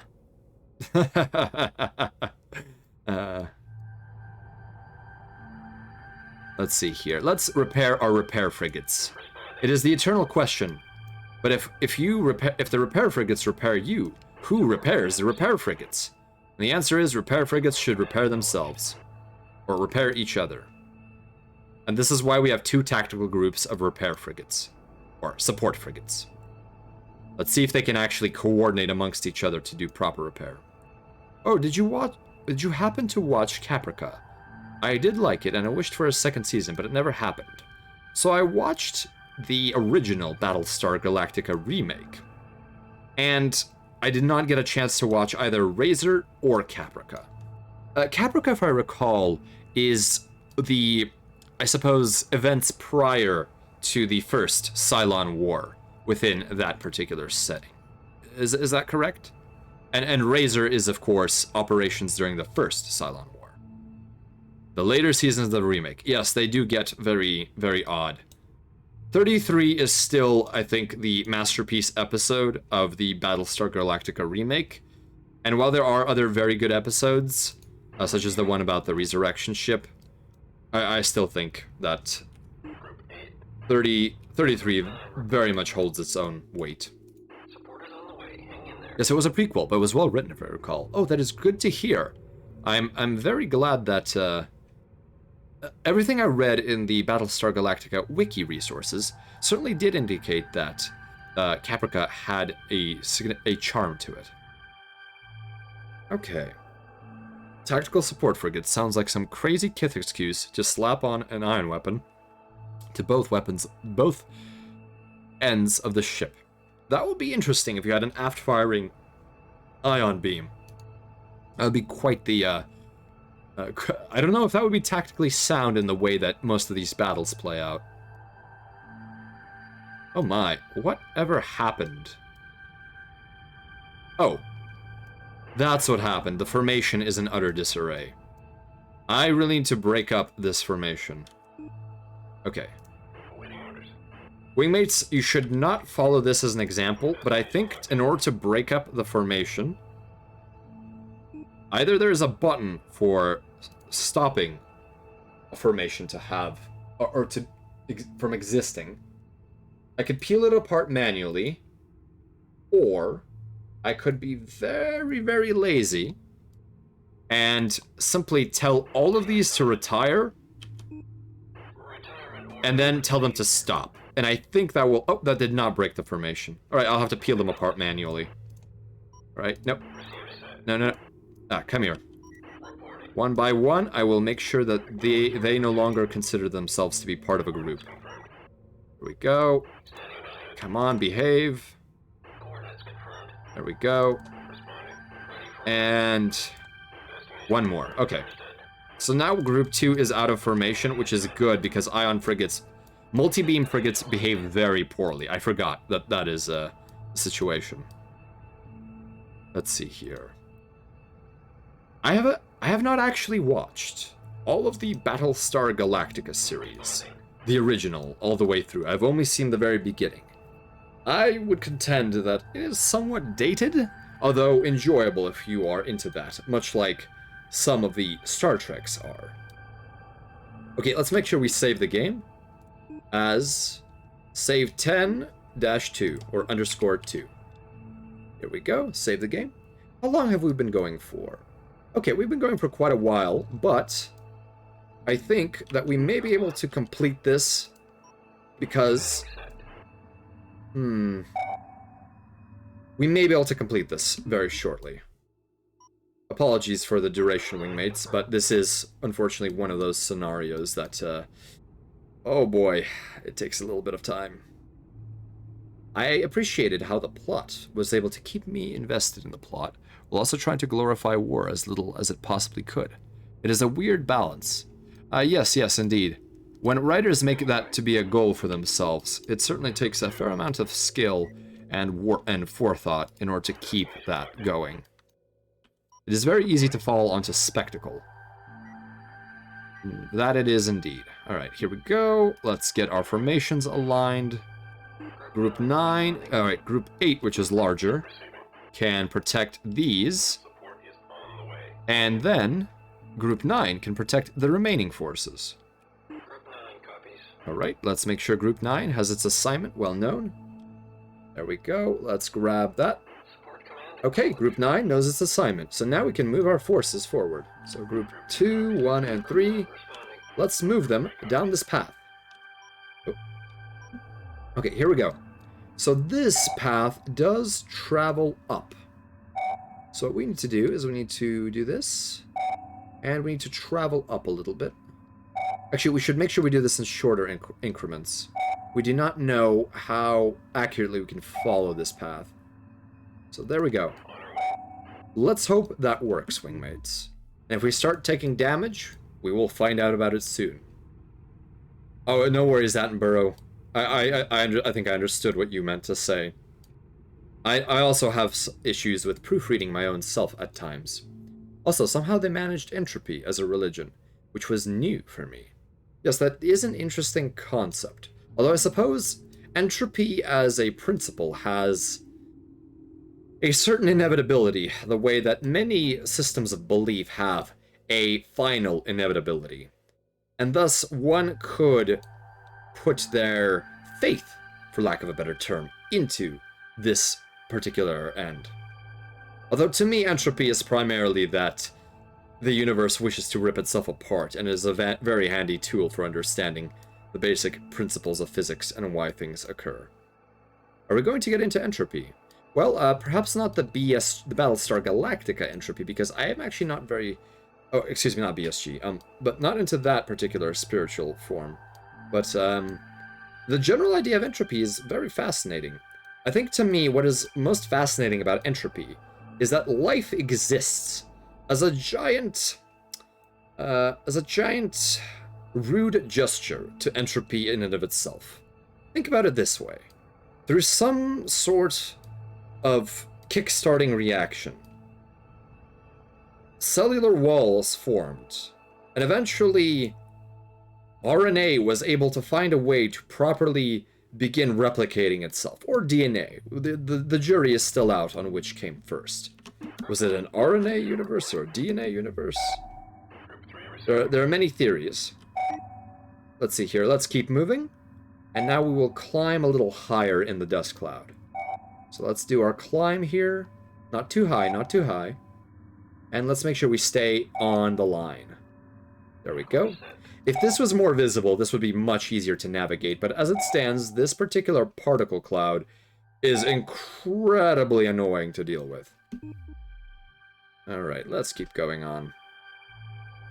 But yes, and despite all of the states wanting to be unstable, through sheer mathematical chance, enough of a mechanistic system was found that could be depended upon to what's a good term for this? To self-replicate. That self-replication was actually oh, we are taking damage. Looks like this part of the field is not very dense, so we will have to keep moving as fast as we can. Alright, let's keep moving on, let's keep moving on. This is not a very dense section of the field. Since you're nearish a major battle, save check. Yes, Headless, we will do a save once we reach the backside of Supernova Station. I think that would be acceptable. Alright, we're moving on. We are taking damage. Oh, you know what? I'm going to stop groups 1 and 3 because group 2 has drifted outside of an acceptable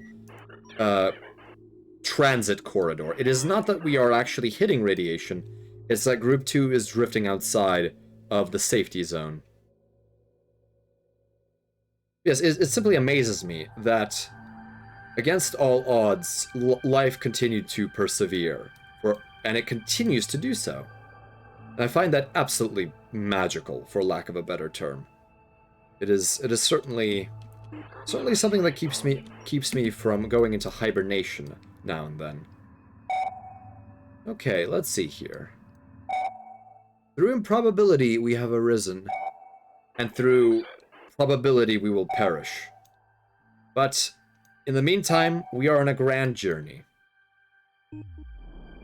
Alright, let's keep moving on. There will be a cruiser. That I am aware of. And that will likely be difficult to destroy. But I hope that we have an attack force to take down Supernova Station. Okay. Oh, we are getting to a very low density part of the field, which is difficult to track. Alright, let's see what we can do here. It climbs a little bit. Climbs a lot. Oh my, oh my. Okay, this is... Oh, that went berserk. Oh, right, we're gonna have to reset the movement. Okay, so... we move on to here. And we need to rise with it. Ah. Alright. Yeah, this is not very dense. We move... Oh, no.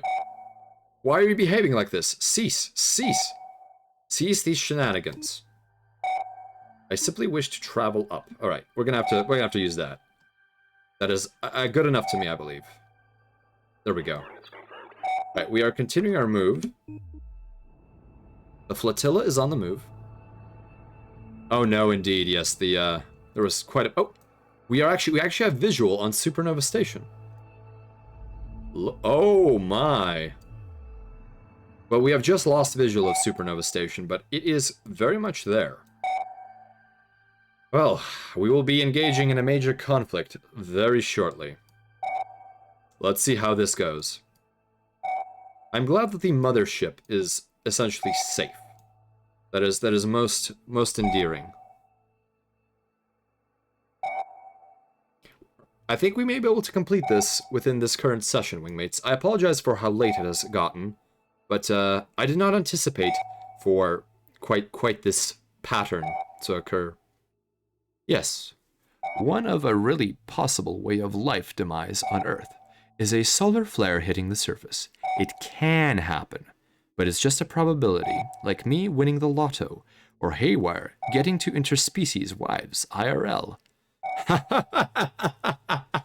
Ah, I see, okayest mod. Yes, indeed it is, it is about of a probability. Oh goodness, you have me flustered there. Well, perhaps interphenotypical wives, as there are, I suppose, no quantifiably different species besides Homo sapiens and its various variations that have come to exist, that I am aware of. But I suppose that is, I mean, as long as those two wives are in a happy relationship with me, and that it's not causing them any stress, and it is not causing me any significant stress other than that which can be expected with any sort of interpersonal relationship, then perhaps I may not have anything against that. Okayest mod. Catgirls. Well, that particular Nekomimi trend has actually continued to prosper somewhat. And with the amount of both cybernetics and xenomorph modifications available, there have been individuals who have gone to such lengths to create that particular style for themselves. And it is not for everyone, but there are quite a few who enjoy such modifications. Okay, we are currently ascending to enter this particle field. We will make a save once we know that our ships are safe from harm. Because right now we are still taking radiation damage. We will have to see when we no longer take that radiation damage. But yes, in the parlance of 21st century Terra, there are catgirls, although they are not perhaps what you would call a species. Enthusiasts tend to engage in such a thing, many of them being Terraboos like myself. Did Elon Musk genetically engineer catgirls? No. Many different ways of creating genetic catgirls have been developed. And, oh, we are still burning up, unfortunately. We need to make sure that we hit the field here a little bit quicker. It appears that there is something inbound on our vector. This field is very, very poor for protection. Oh, this is a problem. Oh, we have assault frigates inbound. Luckily, they have taken damage themselves. Let's have at them. They will not last long under our withering hail of fire. Elon Musk's... I do not know if Elon Musk had any efforts to engineer catgirls, but many others have taken up the mantle and succeeded. Let me see here. Oh, look at that ion spam. Beautiful. Please stop firing, you're hurting your allies. Alright, we need to move closer to Supernova Station because we need to be protected. Oh, no wonder we are having problems. We are far below the dust screen. So let's raise ourselves and see if we can reduce the damage that we are taking because our support frigates are starting to get ripped apart. Let's see here. Terrabus. Oh my. And there's Supernova Station. It seems we're going to continually take damage until we reach Supernova Station. So let's make our way to Supernova Station. Oh boy. So we need to make sure that we repair all of these, and that this group also repairs all of these, because some of these frigates have taken incredible amounts of damage. We may lose our repair frigates if we are not careful. So for now, Group 9 needs to repair this group, and Group 8 needs to repair this group. There we go. Okay, Group 1, 2, and 3 are moving on to Supernova Station. And hopefully the radiation will stop shortly. Alright, here we go. And the frigates have decided to repair each other. How wonderful. Alright, no, we're actually going to stop. We're actually going to stop because we have almost left the radiation field. Oh, no, we have not. Never mind, begin the attack. And you, frigates, repair... Destroy the garrison protecting the station. Oh. Oh, I should have saved. Right, let me save here, because this is about as good as they'll get. So let's save this a save 10-3. Save game. So we must destroy all of the units that will be attempting to flee. However, we do have an overwhelming force here. So first we will focus on the garrison with our ion beams. Alright, here we go. We're going to destroy them quite readily. Oh, and the carrier is running away. We need to destroy the carrier. We are picking up a quantum wave effect. A Titan carrier is loading ships and powering up. It must be destroyed before it can hyperspace. So that carrier is trying to flee. We need to destroy it. It is deploying fighters. Alright, this is no good. We may lose... So Group 9. Oh. Well, good thing we saved because the game just crashed, wingmates. That is how it went. Sitrep, destroy everything. Indeed. Alright, let's fire this up again. I am very glad we saved. Alright, let's get back into it. Alright, let me see if this will if OBS will wake up. Come. Awaken, my friend. There we go. Let's go to single player, load the game. Very lucky load. We may get more crashes. I did not mean destroy the simulation console. Indeed not. Right. While we still have line of sight to the carrier, we will immediately attack it, and we'll immediately have these these frigates be repaired. Alright. Group 1, 2, and 3, destroy the carrier. We need to destroy the carrier. Alright. Group 2 can pull back, because Group 2 will get blasted apart. A Titan carrier is loading ships and powering up. I do not want to lose any of these multi-beam frigates. They are very valuable to me. Instead, the multi-beams can focus on destroying some of the other targets in the vicinity. But in general, we must destroy this carrier. And we lost a destroyer somehow. How did we lose a destroyer? That makes no blasted sense to me. Alright, Group 2. Destroy the ion frigates.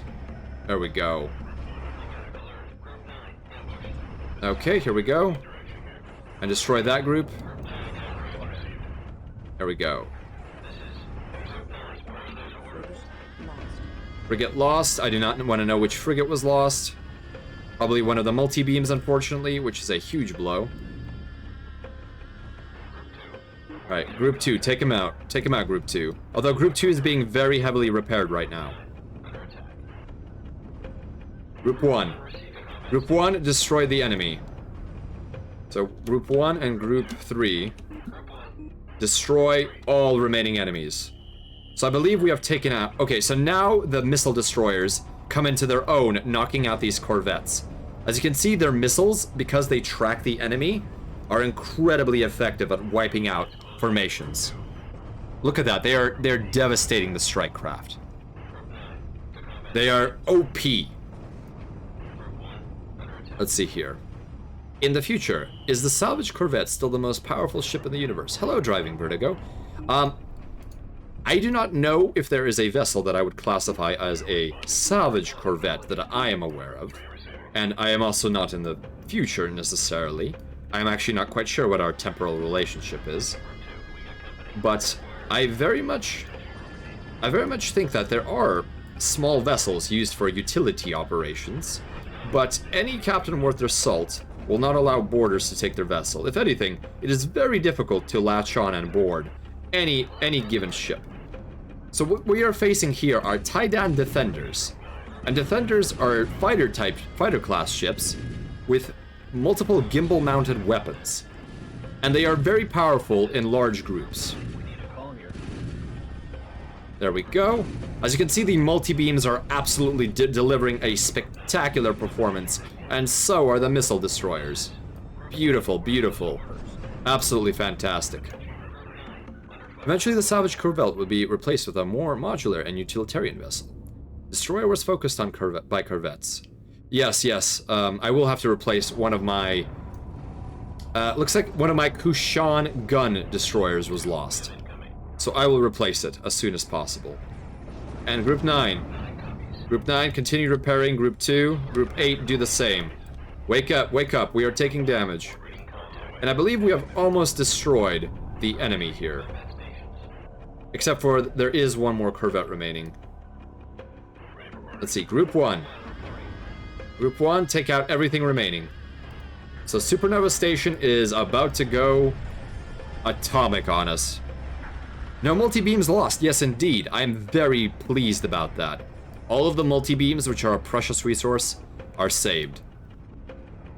There we go. It's almost down. Almost down. Ordnance profiteers? Of course. That's all missiles are. That is one way of putting it, indeed. Alright, so one of the more frustrating missions will hopefully be concluded shortly. There we go. Supernova Station is destroyed.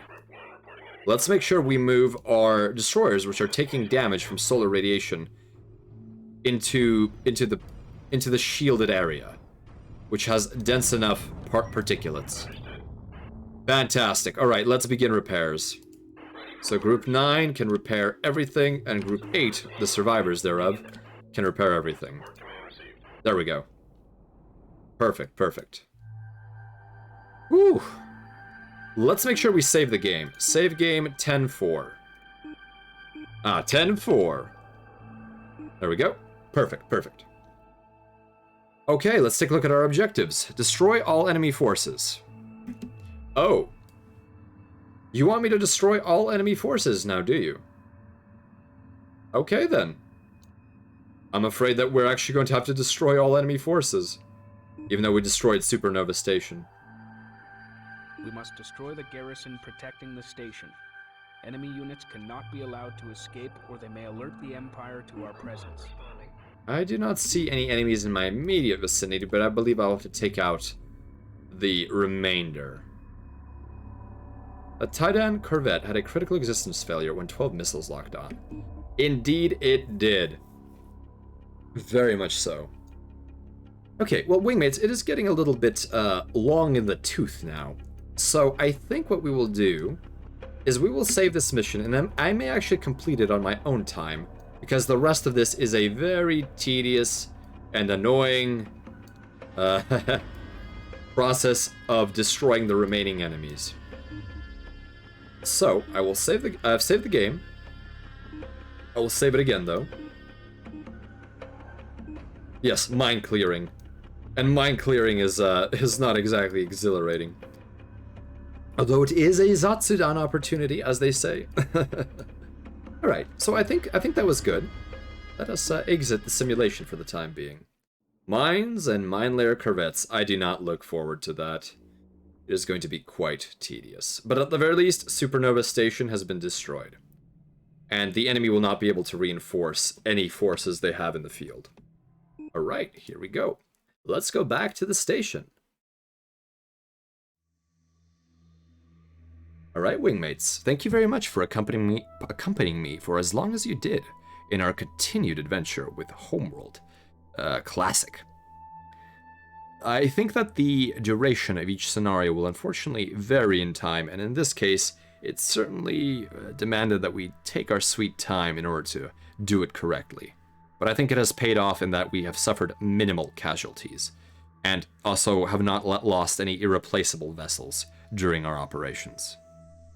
I'm glad that it was fun and informative. We did have an opportunity to talk a little bit more than we usually do, and for that I am very grateful.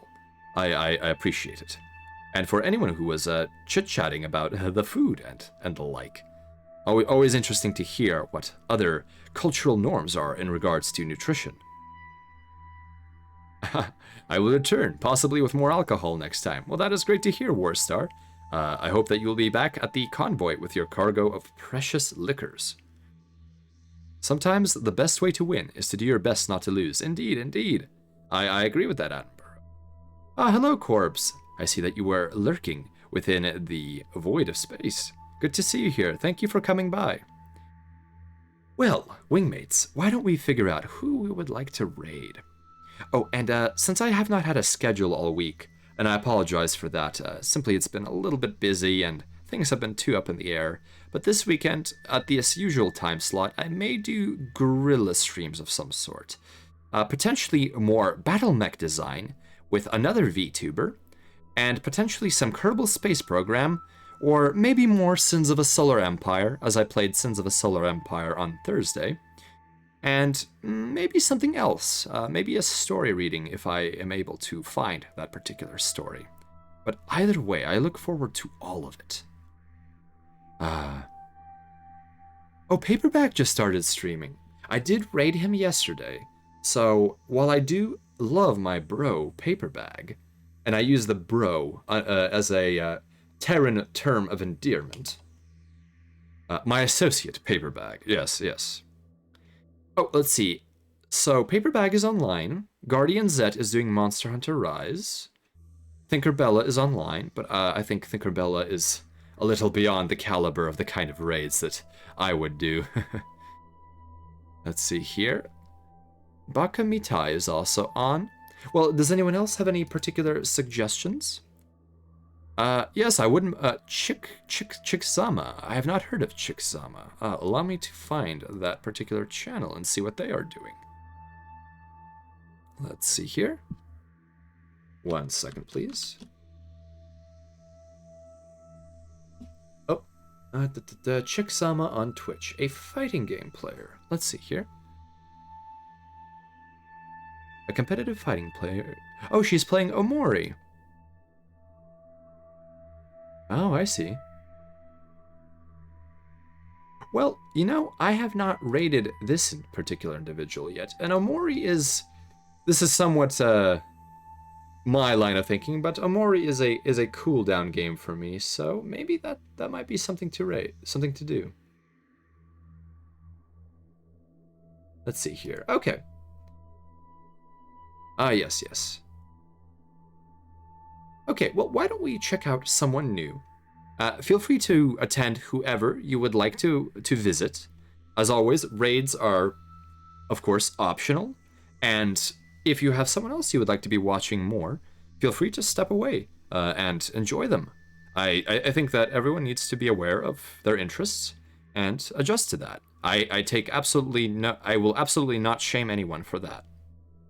Well, thank you for coming by. Alright, so let's do a raid on Chicksama. Alright, here we go. And I will put up the raid message once that is complete. Oh, let us go to the credits. Let's see here. We should always provide credits if possible. There we go. And now that I have a bit of downtime, 1 second, allow me to thank wingmates who have followed recently. Warstar696, thank you very much for following. It is greatly appreciated. Same Old Shane, thank you for joining the flotilla. Terra Cornholio, oh goodness, what a name. Thank you for joining the flotilla. Bigglesworth 1899, Jerelli 5150. Sayakals, Blaze Sand, Zachimo. Let's see here, and potentially KSMZZZ. Thank you very much for joining the flotilla. I greatly appreciate everyone who is helping to make this operation of ours better and friendlier and more fun for everyone. And as long as that is what we continue to do as our mission statement, that is all that matters. All right. Oh, our raid message will come up shortly. One second, please. I need to obtain it. Let's see here. Oh, and Clams Cove and Leon and Alice, if you are still here or if you see this VOD, thank you very much for the raids. All right, here we go.